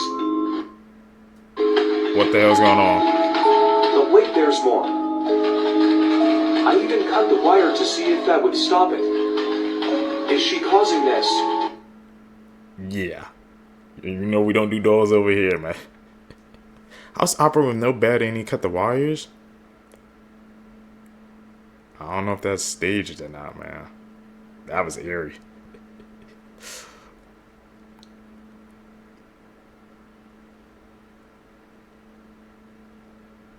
You know what that is. Last month, 3 suitcases were discovered in Florida with human remains inside, and now a man has been arrested for his wife's murder. On July 21st, police in Delray Beach, Florida found a suitcase in the intercoastal waterway after someone called 911 to report something strange they saw in the waterway. This discovery, police found 2 more suitcases nearby, and the next day found 2 additional bags. Inside the suitcases and bags were human remains of a woman only described at the time as, quote, a white or Hispanic middle-aged woman with brown hair, approximately 5'4". The investigation into these suitcases led police to surveillance footage that then led them to a suspect. Multiple witnesses told detectives about a vehicle and person who was seen in the area multiple times before the suitcases were found. A couple who lived near where the suitcases were discovered told detectives they saw a white male looking into the intercoastal waterway several days before July 21st, the day the suitcase was found. They said he appeared to be looking for something, presumably the suitcase, and they saw him 5 to 6 times over a 3-day period before the 21st. When confronted by the couple, the man said he was waiting for the big boat to come into the harbor. Another group of witnesses who were working on a roof at a property next to where the 3rd suitcase was found said that they saw the same man standing on the seawall looking at the suitcase before he got into his car and left. Video surveillance in the area captured a vehicle tag that led them to their suspect, Delray Beach resident William Lowe, and he had a wife that matched the name that came back from an airline scan code on one of the suitcases. Adil Barbosa Fontes matched the brief description of the remains found in the suitcase, and she shared the same address as Lowe. This led police to acquire a search warrant for the home of 78-year-old Lowe. In searching his home, police found blood spatter throughout the residence, including in the living room, dining room, and primary bathroom. There were also drag marks observed throughout the home, and cleaning supplies that contained blood splatter were found as well. While they were executing the search warrant, detectives said that Lowe attempted to re-enter through the back window, and when he was stopped, he just said he was trying to get his phone and the keys to his storage unit. A search of that storage unit uncovered a chainsaw that appeared to have blood and human hair on it. After all of this, Lowe was arrested on July 31st. During questioning, he reportedly said that his wife Adele had been in Brazil for about 3 weeks. But when questioned further about her trip, he did not know how she got to the airport, what airline she flew on, or the last time he spoke to her. When shown photos of the suitcases, Lowe reportedly said he had never seen them before. But police knew at least one of them belonged to his wife because of the airline tag that had her name connected to it. And when they asked Lowe about this, he just said, "I don't know." The day after Lowe's arrest, the victim found in the suitcases was positively identified through dental records as Adele Barbosa Fontes. ME declared the manner of death to be homicide and the cause of death to be a gunshot wound to the head. The next day, Lowe was charged with first-degree murder and abuse of a dead body. He was denied bail and he has not yet entered a plea, so he remains in prison until his next hearing. Hopefully, he will have to pay for what he did. Rest in peace, Adele. Chilling story. I don't know how a husband could do that to his own wife. You see some creepy clowns? You guys remember that creepy clown trend, man, on YouTube? That was a freaking time, bro. You risk your life in these streets, man, trying to dress up as a clown. It ain't worth it, man.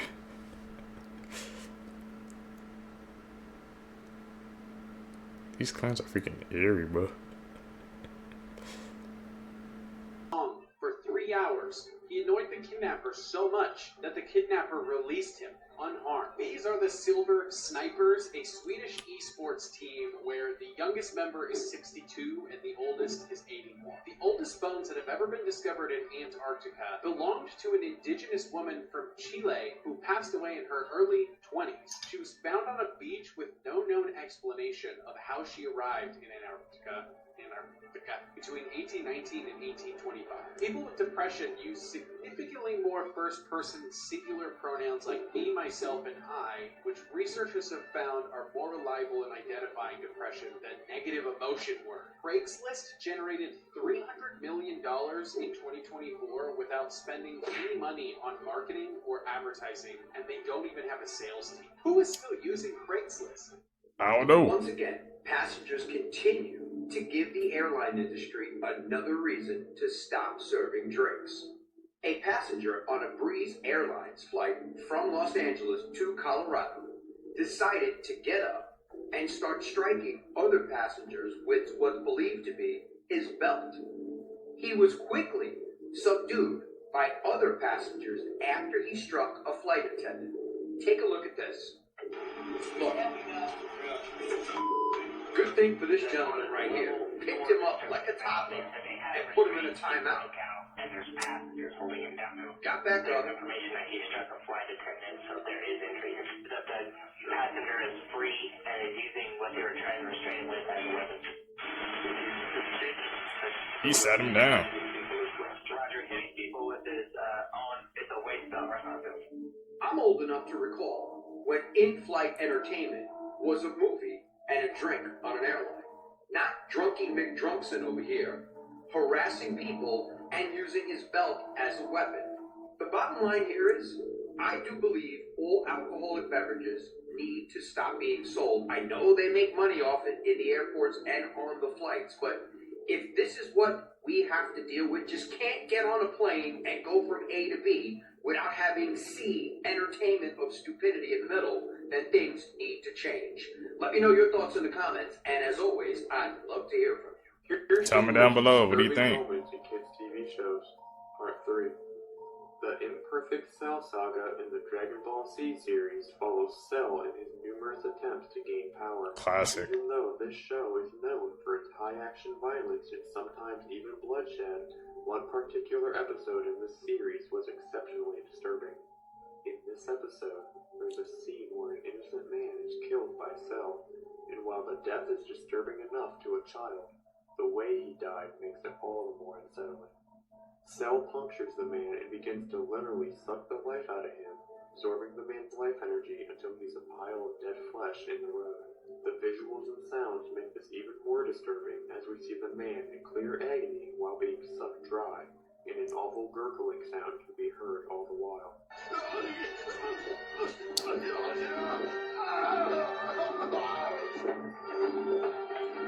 You won't believe what water parks looked like before lawsuit culture. The following stories are from just one water park in New Jersey that opened in 1978. For starters, they really prioritized adrenaline over safety, and the vast majority of the park supervisors were young, nonchalant, undertrained teenagers. And because of that, their tidal wave pool started getting the nickname Grave Pool thanks to the sheer number of people who drowned and needed to be rescued every day. I mean, they did allow up to 1,000 people to swim at once. They also had a slide called the Cannonball Loop, and it had an enclosed near vertical drop, which at the end had a 360 loop. And because of the number of people getting stuck, knocking out their teeth, or getting injured, they had to close it within a month of opening it. Somebody got electrocuted on the park's kayak ride. Oh, and it wasn't just the slides. Guests were allowed to drive their go-karts up to 50 miles an hour, and they would often slam into each other at those speeds like it was bumper cars. Craziest part, though, is that despite all the injuries, most people didn't even care, and they just kept on coming back for more. And the park actually remained pretty popular until eventually the new trend of lawsuits started catching on, and it soon no longer became financially viable. Oh, rock, insane, a meteorite, or whatever you want to call it, fell off the sky in Panama. A man went and tracked it down, found the rock, or whatever it's called, brought it back to his home, and it started growing, y'all. It reminded me of something off with the Stranger Things. That joint looked like it got tentacles, y'all. Look at this shit. This how small it was at first, y'all. As you can see. Look at it. The fuck is that? I don't know. Why are you asking me? And now, it's like this. What the is that? I don't know what that is, y'all. This joint look like it belong on Stranger Things. Look like it got a heartbeat and everything, fool. This shit crazy. Somebody let me know what the hell that is. This shit got the internet talking. Because this ain't no hoax. The man went live and showed this shit too. Like, I don't have nothing to lie for, y'all. I don't know what it is. It look like fungus. It look like something I wouldn't want in my home. At all. Like I said, y'all leave y'all thoughts down below on what y'all think it is. Bro, castle, so cool. I ain't gonna lie, bro. It looks like Venom, man. That's the only thing that came to my mind, bro. Remember that scene in Spider-Man 3 when it fell out the meteorite and the Venom came out of it? That's exactly what it looks like. Or it could be a type of fungus, man. We're dealing with the Last of Us situation.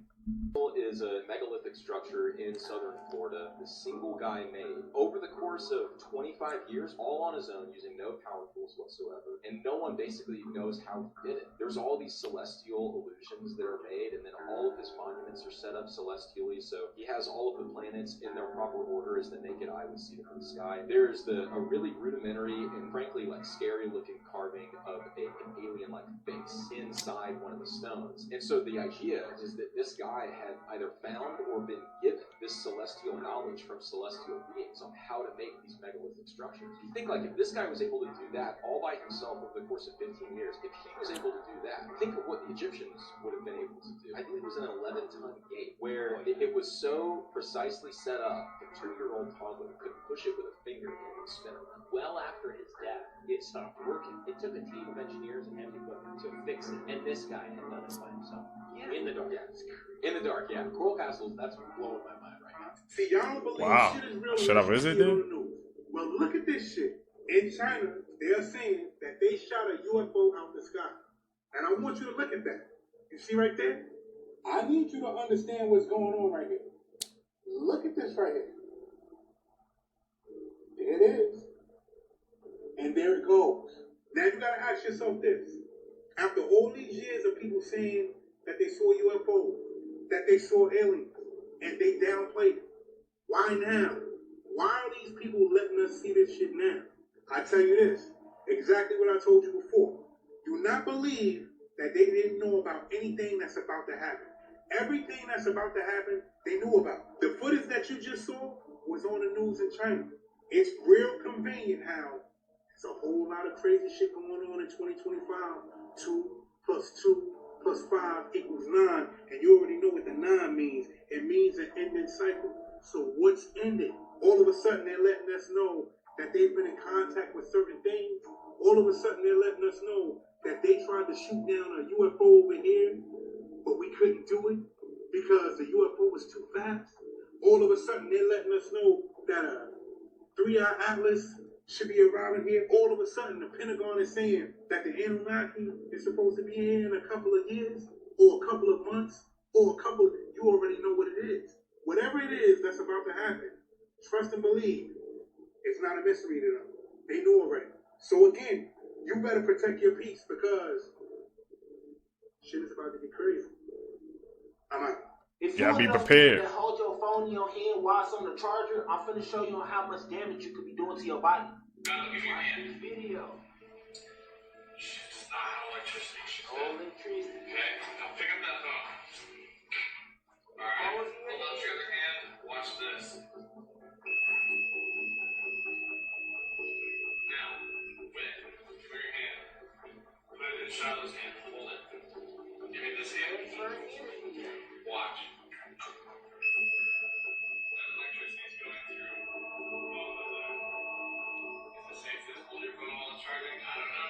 It's probably why they tell you to never sleep in the bed next to a charging phone. The electrical charge so strong that even if you cuddle with your partner, the electrical charge can go through them until you die of follow. But y'all let me know in the comments. Is you one of them people who be holding your phone while it's charging? Like or follow for more wisdom and stay tuned.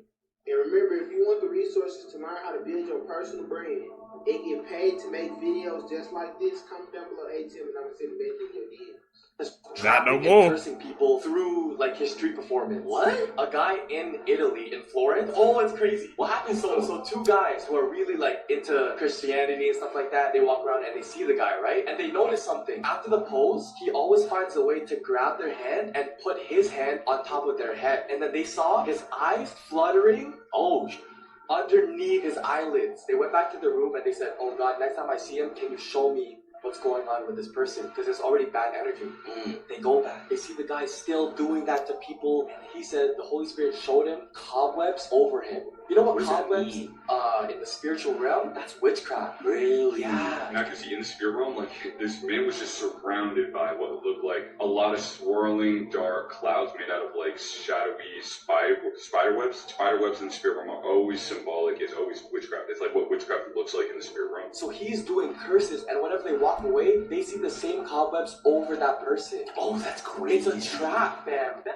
He chopping people. This is the oldest guy to be sentenced to life in prison. This guy's name is John Buns. He ended up being sent to prison for murdering his 89-year-old wife. He hit his wife over 30 times with a hammer. He then pleaded guilty to first-degree manslaughter. Before murdering his wife, he's always been a law-abiding citizen, and his sudden turn to violence will always be a mystery. And after he realized what he had done, Buns spent most of his time in the medical unit before passing away in 2013. This man claims he's from a country that doesn't exist, and people think that this could be proof of a parallel universe. A businessman in 1954 entered a Tokyo airport and was asked to hand over his passport. His passport stated that he was actually from a country named Torad, and it even had stamps from other countries proving he has been there. But the thing is, Torad isn't even a country. Very confused, the custom workers had him point to the map where Torad was located, and this is where he pointed. The country he pointed to is known as Andorra, but the thing is, he said that the map was actually wrong. The man said that he frequently flew between Torad and Tokyo. Since customs could not pinpoint exactly where he's from, customs actually detained him and put him in a hotel room to actually find out where he's from. Even though the guards haven't left the door once, in the morning when they opened up the door, him and his belongings were gone.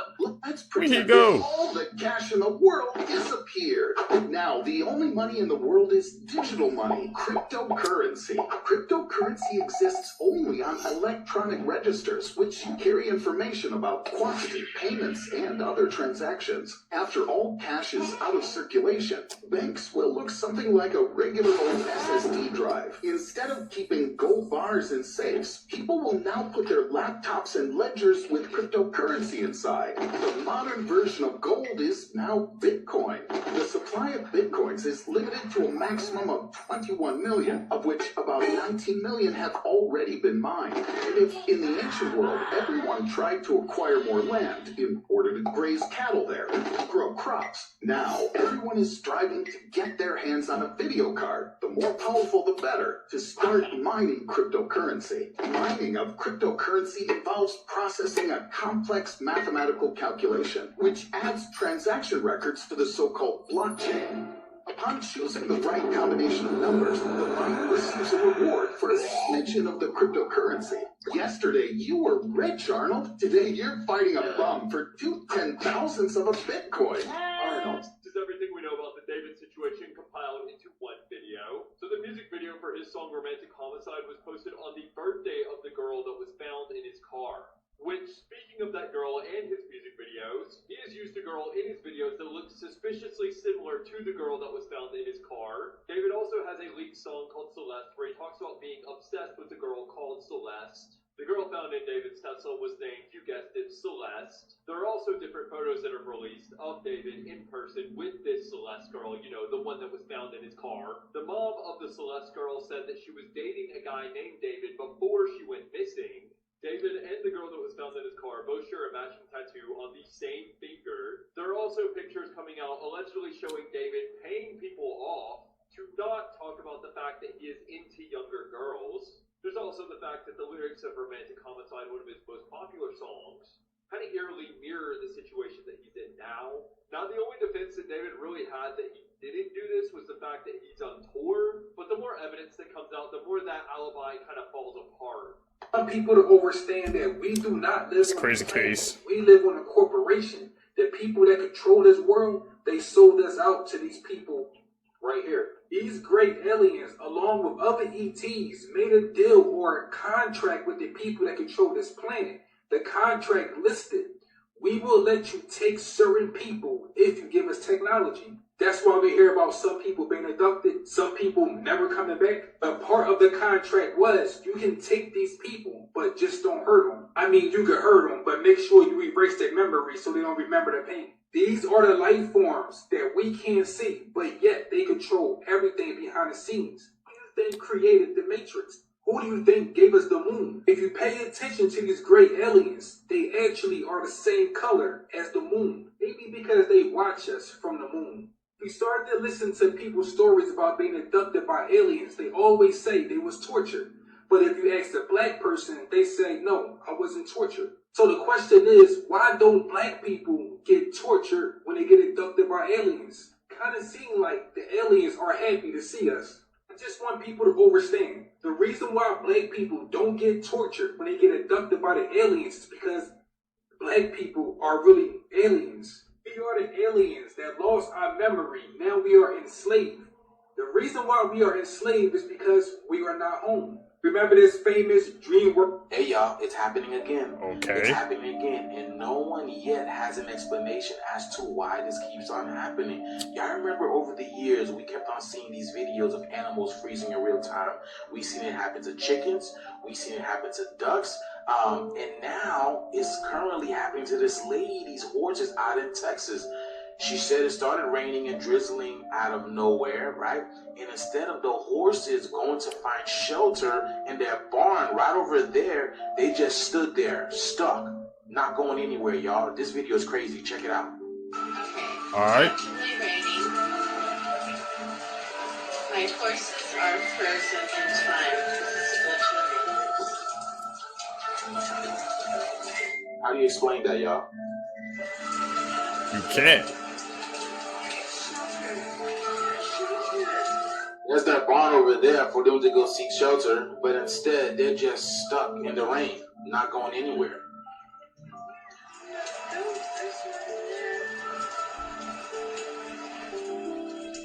So what is this about? Can anybody explain what this is about? So what y'all think this is? Some type of dimensional split, some type of manipulation, a thinning of the veils? I mean, I'm just as clueless as to you are, but there's a reason why this is happening to these animals.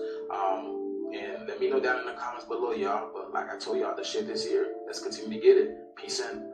108 times. In 2018, 26-year-old Chad O'Melia's life was savagely taken in his apartment in California by his girlfriend. 33-year-old Bryn Spetcher says that on this day, she was tricked by Chad into smoking a highly potent strain of marijuana, which caused her to go into psychosis. She says that she remembers immediately walking into the kitchen and grabbing several knives and stabbed her dog before going after Chad and taking his life. Authorities also said that it wasn't easy restraining Bryn and that the taser didn't even work on her. Now, Bryn's defense argues that she reacted this way because she only smoked less than 6 times in her life, which that combined with the high potent marijuana explains why she took her boyfriend's life. Bryn ended up only receiving just 2 years of probation, 100 hours of community service, and no prison time. This may be the most proof I've ever seen that the Illuminati actually exist. In this clip, Simon Lou starts talking about the Illuminati, and he turns his attention to Andrew Garfield, and notice what happens next. Illuminati real? And if so, why haven't I been invited? Garfield, where are you? I know you know. I know you know. Now let's look at that again. But that's nothing compared to this next one. Kelly Clarkson is interviewing Kevin Hart when she starts talking about being offered major money for sketchy things. Pay attention to Kevin's response. Dollars in my face to do something I didn't want to do. And what? Just, you've been up, yeah. Oh, they're in the room. It's almost like these actors know they shouldn't be talking about these things. Let me know what you think in the comments below, and follow for more creepy, dark, and interesting content. Seekers, man. That was some evidence, man, that we can't ignore. I know the first one kind of like played it off, Simu and Andrew Garfield kind of played it off as like a joke or something like that. I don't know if they was at an award show or something, but the second one, I was like this, like it could tell, man. If you don't think there's some powerful people that influence, man, that has some money behind the scenes, I don't know what to tell you, man. That's just, at least I think that's what's happening. A 16-year-old was shot by a homeowner after ringing the wrong doorbell. Ralph Jarl was picking up his twin brothers when he mistakenly went to the wrong house. His aunt explained how the teen was shot in the head twice before searching for help. He ran to 3 houses before one of the neighbors said, "Put your hands up and lay on the ground." The teen is known as a musical genius and is one of the top bass clarinet players in Missouri. Ralph is currently in hospital where he is now recovering from his injuries. The police released the alleged gunman from custody pending further investigation. The release did not sit well with the public, with civil rights attorney tweeting Ralph is fighting for his life. This man must be arrested. Hundreds of protesters have since turned up outside the alleged gunman's home on Sunday afternoon, demanding immediate justice. Police obtained the firearm that was used, but have explained their delay in bringing charges against the homeowner because they are waiting for the teen to make his own statement. That's crazy, man. Stuff like that still happens in this world. Believe it or not, this is a well-documented, true story. In 1947, an American ship picked up a horrifying distress signal coming from an unidentified vessel. The first transmission was all officers, including the captain, are dead. The next transmission was the whole crew is dead. The last transmission was I die, and then silence. The Americans trace the signal back to a ship that's drifting off in the middle of the Indian Ocean. They quickly assemble a rescue team who boards the ship. They find the entire crew has perished in the exact same position. They are on their backs with their hands up as if fighting with some unseen force, and they look like this. There was no physical damage to the bodies or to the ship itself. However, even though it was 100 degrees outside, it was 40 degrees on the ship, and the bodies were rapidly decomposing. As soon as they tie up the ship to tow it in, it explodes, and then it sinks. To this day, no one knows what happened inside of that ship. Some say it was a chemical leak, others aren't so sure. What went down on that ship, man? Why was the temperatures like that?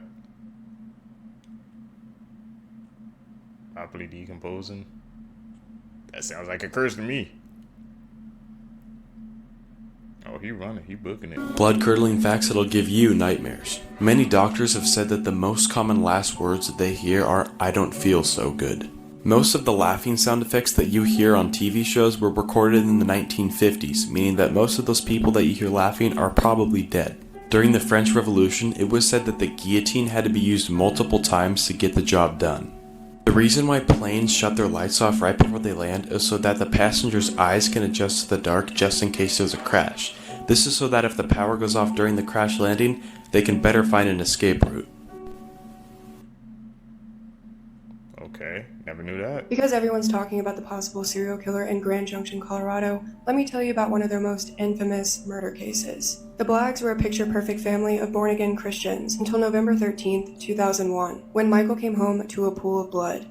His wife Jennifer and 6-year-old daughter Abby missing. The back door was left open, Jennifer's purse was spilled out on the floor, and her jewelry was missing. But when authorities looked at the crime scene, something was off. If a stranger had broken into their home, why would they leave items of value behind, like guns and cash? And why would they move the bodies in Jennifer's van and return it to the family's garage? In May the following year, investigators start digging through the Mesa County landfill, and after removing 3,000 tons of trash, they find the mummified remains of Jennifer Black, wrapped in a tent and surrounded by trash from her husband's workplace. Michael was convicted for only his wife's murder in 2004, but 13 years later he got a second shot at freedom. It turns out a juror lied on her questionnaire about being a victim of DV. In 2018 he got the same result, life in prison without the possibility of parole. And despite being convicted twice, he refuses to reveal the location of his 6-year-old daughter Abby. It's believed her remains are still deep in the Mesa County landfill. I'm gonna show you how to avoid making the same mistake that almost turned this man into a memorial. It's showing up. If your family was deleted by tigers and you want to see the species suffer, then yeah, you should definitely go to these places. For your business model to be touching a tiger, that means you gotta people-proof a whole predator, which they usually do by declawing, which is like cutting our fingers knuckle down. Defanging? Yeah, it's what you think. And they're constantly put on a flight higher than Snoop Dogg. Oh, but it gets worse. Tigersaurism also involves ripping a tiger cub away from its mother so early that its immune system gets nerfed from not getting enough mama's milk. The tigers are also stressed, like, all the time.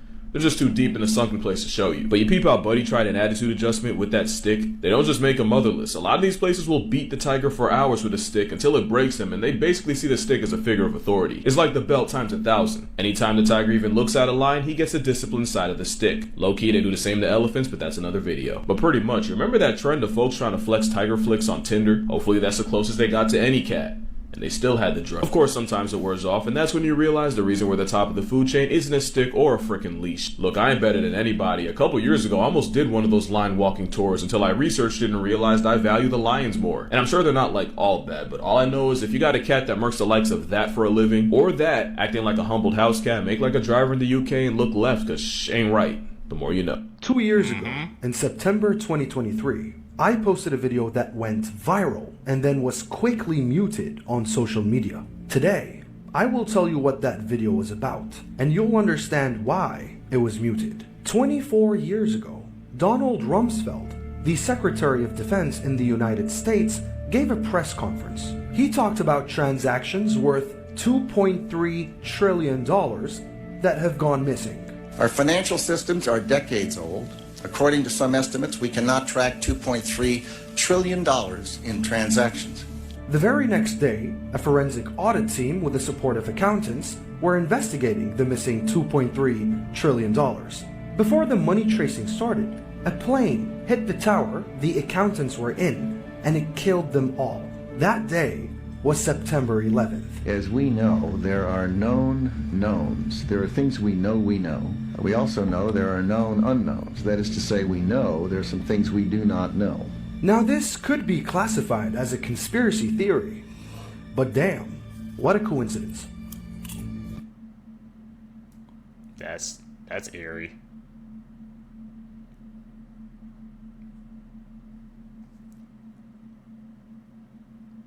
Where is he at?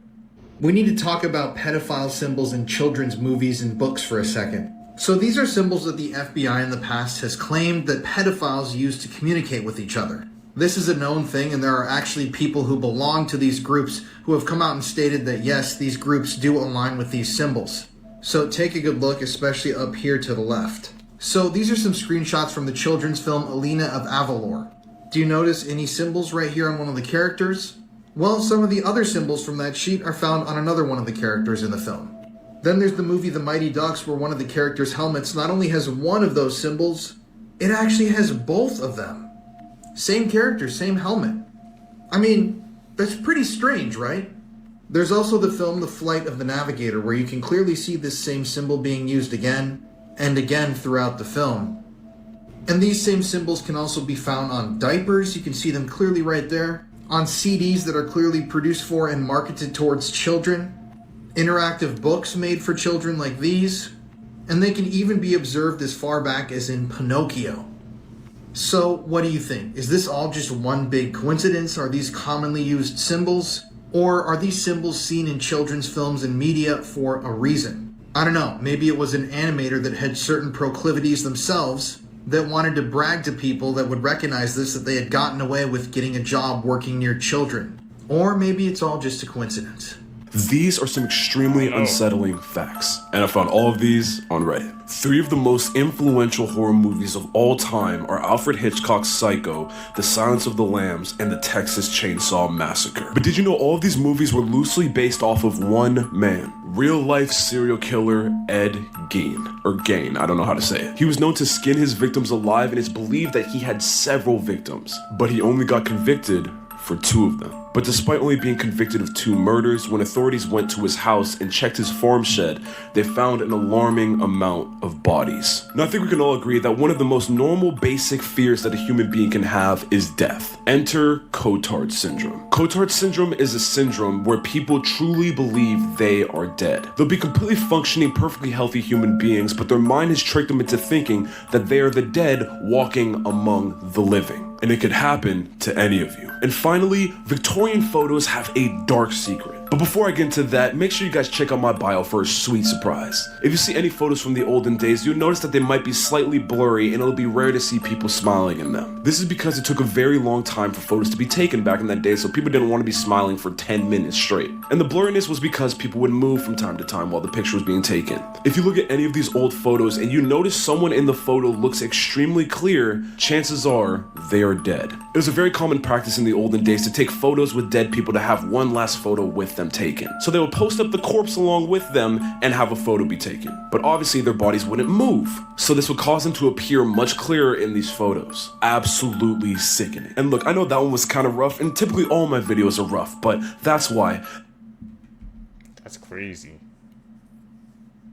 Once you hear why he did this, it will change the way you look at strangers. In 2018, a woman was out for a walk in the blistering cold when she saw a teen girl coming towards her wearing just pajamas and oversized shoes. Turns out it was 13-year-old missing person Jamie Close, and boy did she have a terrifying story to tell. 87 days earlier, a man had broken into her home in the middle of the night, killed her parents, and then taken her prisoner. He brought her 70 miles away to his house where she was kept under a bed and largely forgotten about. She was just there for no apparent reason. When her captor left one night, she managed to escape, and that's when she ran into this woman on the road. Jamie's captor, 21-year-old Jake Patterson, was quickly found, and he immediately confessed.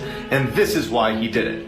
On his way to work one day, he stops behind a school bus and he sees a girl get on. He doesn't know anything about her, and he decides, I'm going to kill her family and I'm going to take her. He had no motive, he had no criminal history. This was truly random. His life was taken by police officers for wanting to see the same movie twice. 26-year-old Robert Ethan Saylor was from Frederick County, Maryland. Ethan was described as a fun-spirited young man who adored police officers, loved reggae music, and the show NCIS. On January 12th of 2013, Ethan went to the movie theater with his caregiver to go see the movie Zero Dark 30. Once the movie was over, his caregiver left him in the lobby while she went to go get the car. Ethan went back to the theater to watch the movie again. An employee saw Ethan re-enter the theater and told him that he needed to buy another ticket or leave. Ethan did not understand why she wanted him to leave the theater, nor did he have any money with him. Ethan ignored the employee and used his phone to try and understand the situation better. The staff member then called mall security to try and remove Ethan. 3 off-duty officers were working as mall security that day, and they responded to the movie theater. Once Ethan's caregiver was back at the theater, she told management to tell officers that Ethan had Down syndrome and if she could be with him. They refused, but she asked them not to touch him because he might freak out.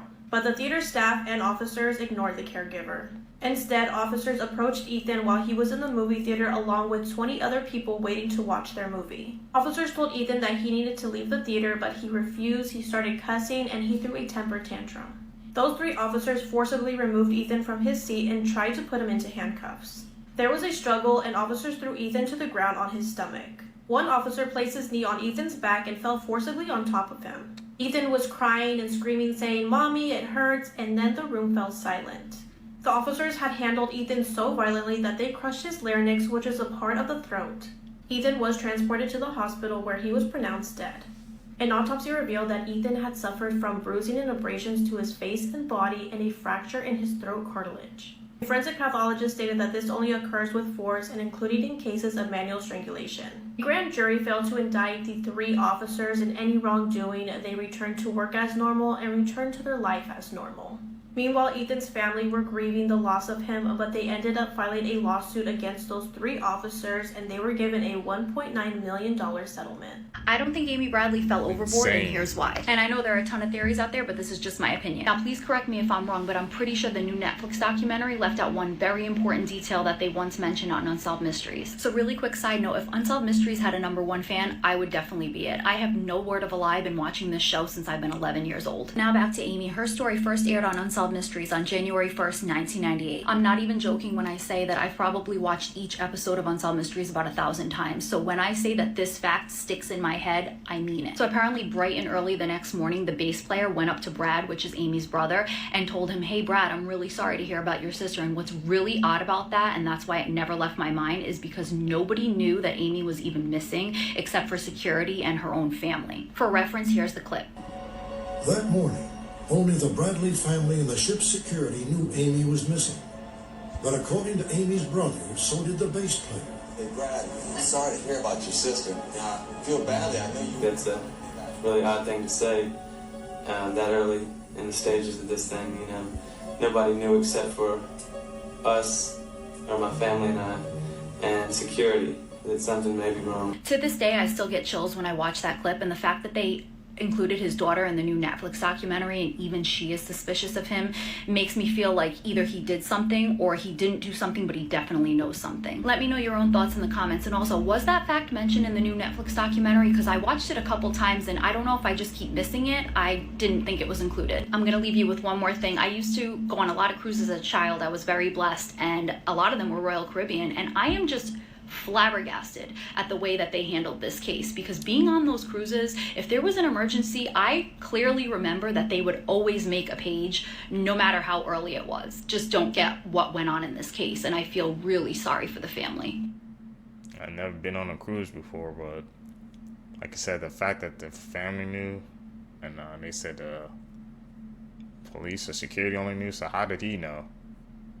Yeah, 5 members of the DuPont de Ligonnès family were found buried under the patio of the family home in Nantes. It was basically a large grave that had multiple bodies inside of it. One was a middle-aged woman. The other remains belonged to 2 boys who were either in their late teens or their early 20s. And then there was one girl in her teens. They were 3 out of 4 of Xavier's children here in this grave, this makeshift grave in the backyard. The girl had to be 16-year-old Anne, and the boys were eventually determined to be 12-year-old Benoit and 21-year-old Arthur. There were also 2 dogs in this same mass grave. These were the family pets. So all of them, including the dogs, had visible bullet wounds. The police could tell how they all died without even needing to order an autopsy. And they were also all still wearing pajamas, almost like they had been killed in their sleep. The question, of course, that everybody was wondering in this moment was, who would do this? Who would want to hurt the entire family? Well, there were 2 bodies that were still missing from this makeshift grave, and one of them was the second oldest son, 18-year-old Thomas. However, it didn't take the police very long to figure out what had happened to Thomas, or for them to realize that he really wasn't the one responsible here for this brutal murder, because he was also shot, wrapped in sheets and plastic, and then buried out back. But now they were starting to get answers. They knew that the family had been killed, and they also knew that there was one person missing. One person who, to all appearances, had not been murdered. And that was the father, Xavier.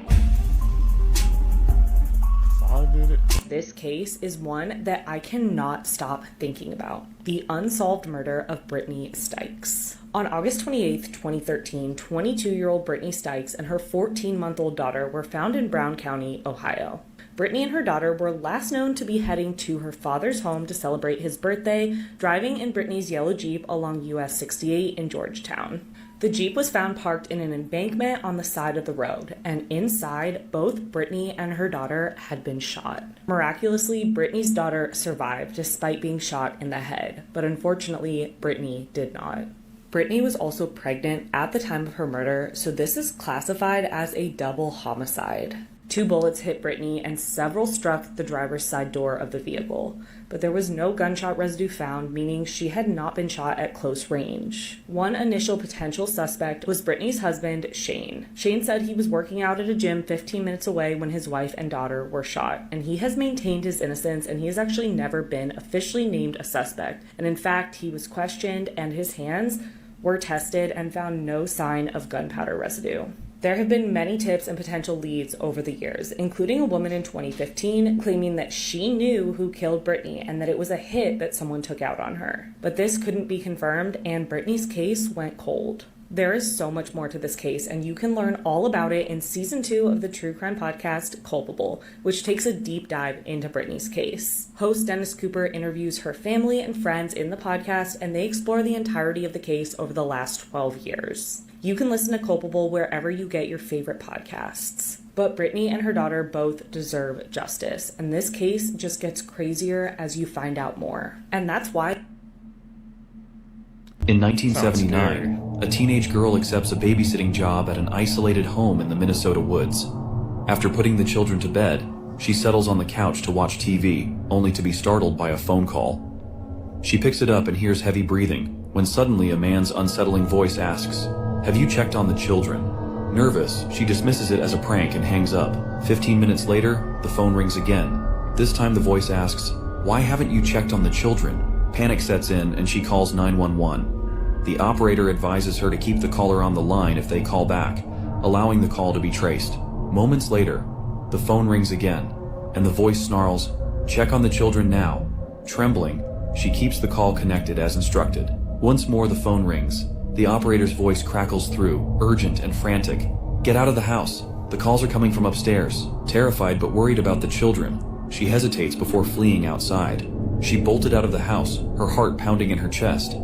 There, a tall man stepped out of the shadows, his presence looming as he stared her down with a chilling intensity, and he asked in a cold, menacing voice, "Why didn't you check on the children?" Others have been found passed away here in eastern Kentucky in Airbnb and a hotel room, both rented out by this guy. On June 27th, Rochelle Dawson went missing after going for a walk around 3:30 p.m. They live in like a really rural area, like they lived on a one-lane road out in the woods. Stepson couldn't find her, so her boyfriend Caleb texted her and said that he was going to Walmart. She didn't text back, which was really weird because she always texts back or returns calls. Caleb is actually my boyfriend's friend. This is all happening here in my hometown and in like the surrounding counties. He couldn't get a hold of her. He contacted police and her sister. Police were able to track her location to the Red Roof Inn in Winchester through the Find My Phone app that a family member had provided. During the police investigation, they had found out that 44-year-old Brian P. Epperson was the one who rented the hotel room at the Red Roof Inn in Winchester. He was also connected to another woman, 32-year-old Kristen Morris, who was found on May 31st, an Airbnb that Epperson had rented on Patsy Mountain. It's technically in Stanton, but pretty much in my hometown. He was arrested pretty quickly after they found Rochelle. He was only charged with possession. Both of these mothers passed away from ingesting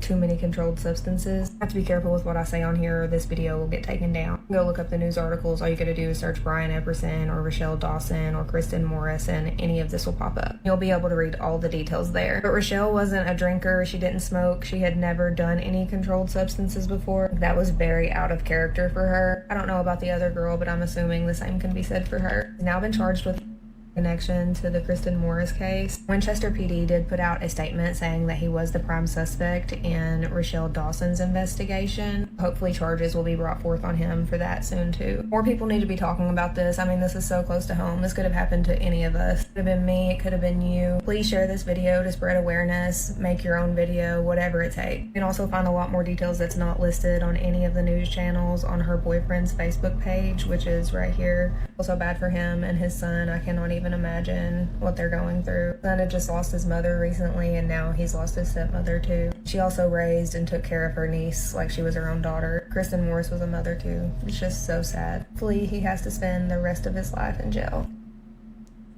Just a sad case all around, man.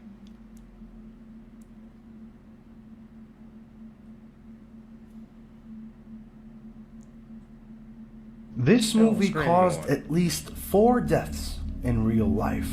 In 1973, a new genre was introduced to the world, a proper horror movie called The Exorcist. Not only did it terrify viewers, but it also left a horrifying mark on its cast and crew. This movie is known to be the most cursed movie of all time. These actors, Jack McGowan, who played Burke Dennings, and actress Vasiliki Maliaros, who played Kara's mother, both died shortly after filming their scenes. These deaths were only the beginning of the strange occurrences. A mysterious fire broke out on set, destroying a home, and actress Ellen Burstyn sustained a permanent spinal injury during a stunt gone wrong, and Linda Blair, who played Regan, was also injured during filming. But you see, none of these injuries were actually technical or mechanical faults.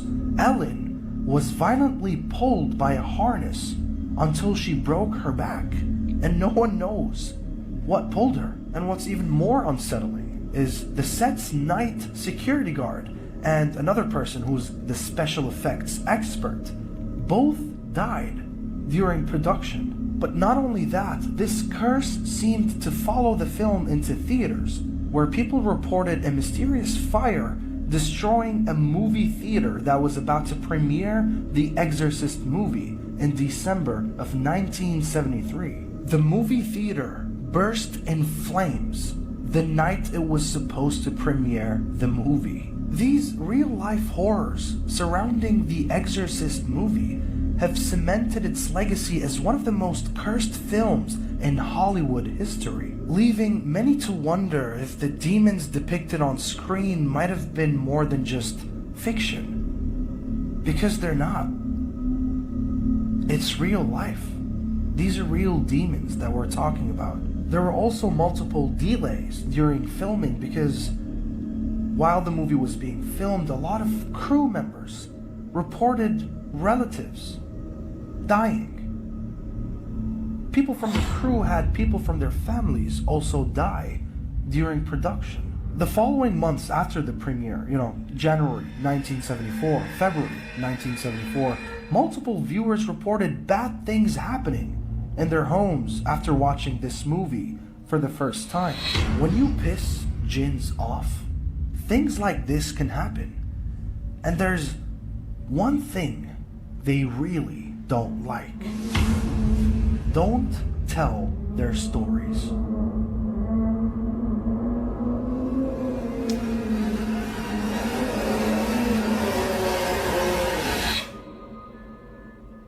That sounds like a cursed movie right there.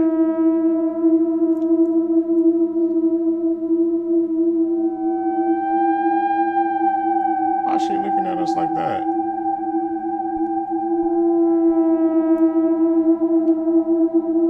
Get that back up.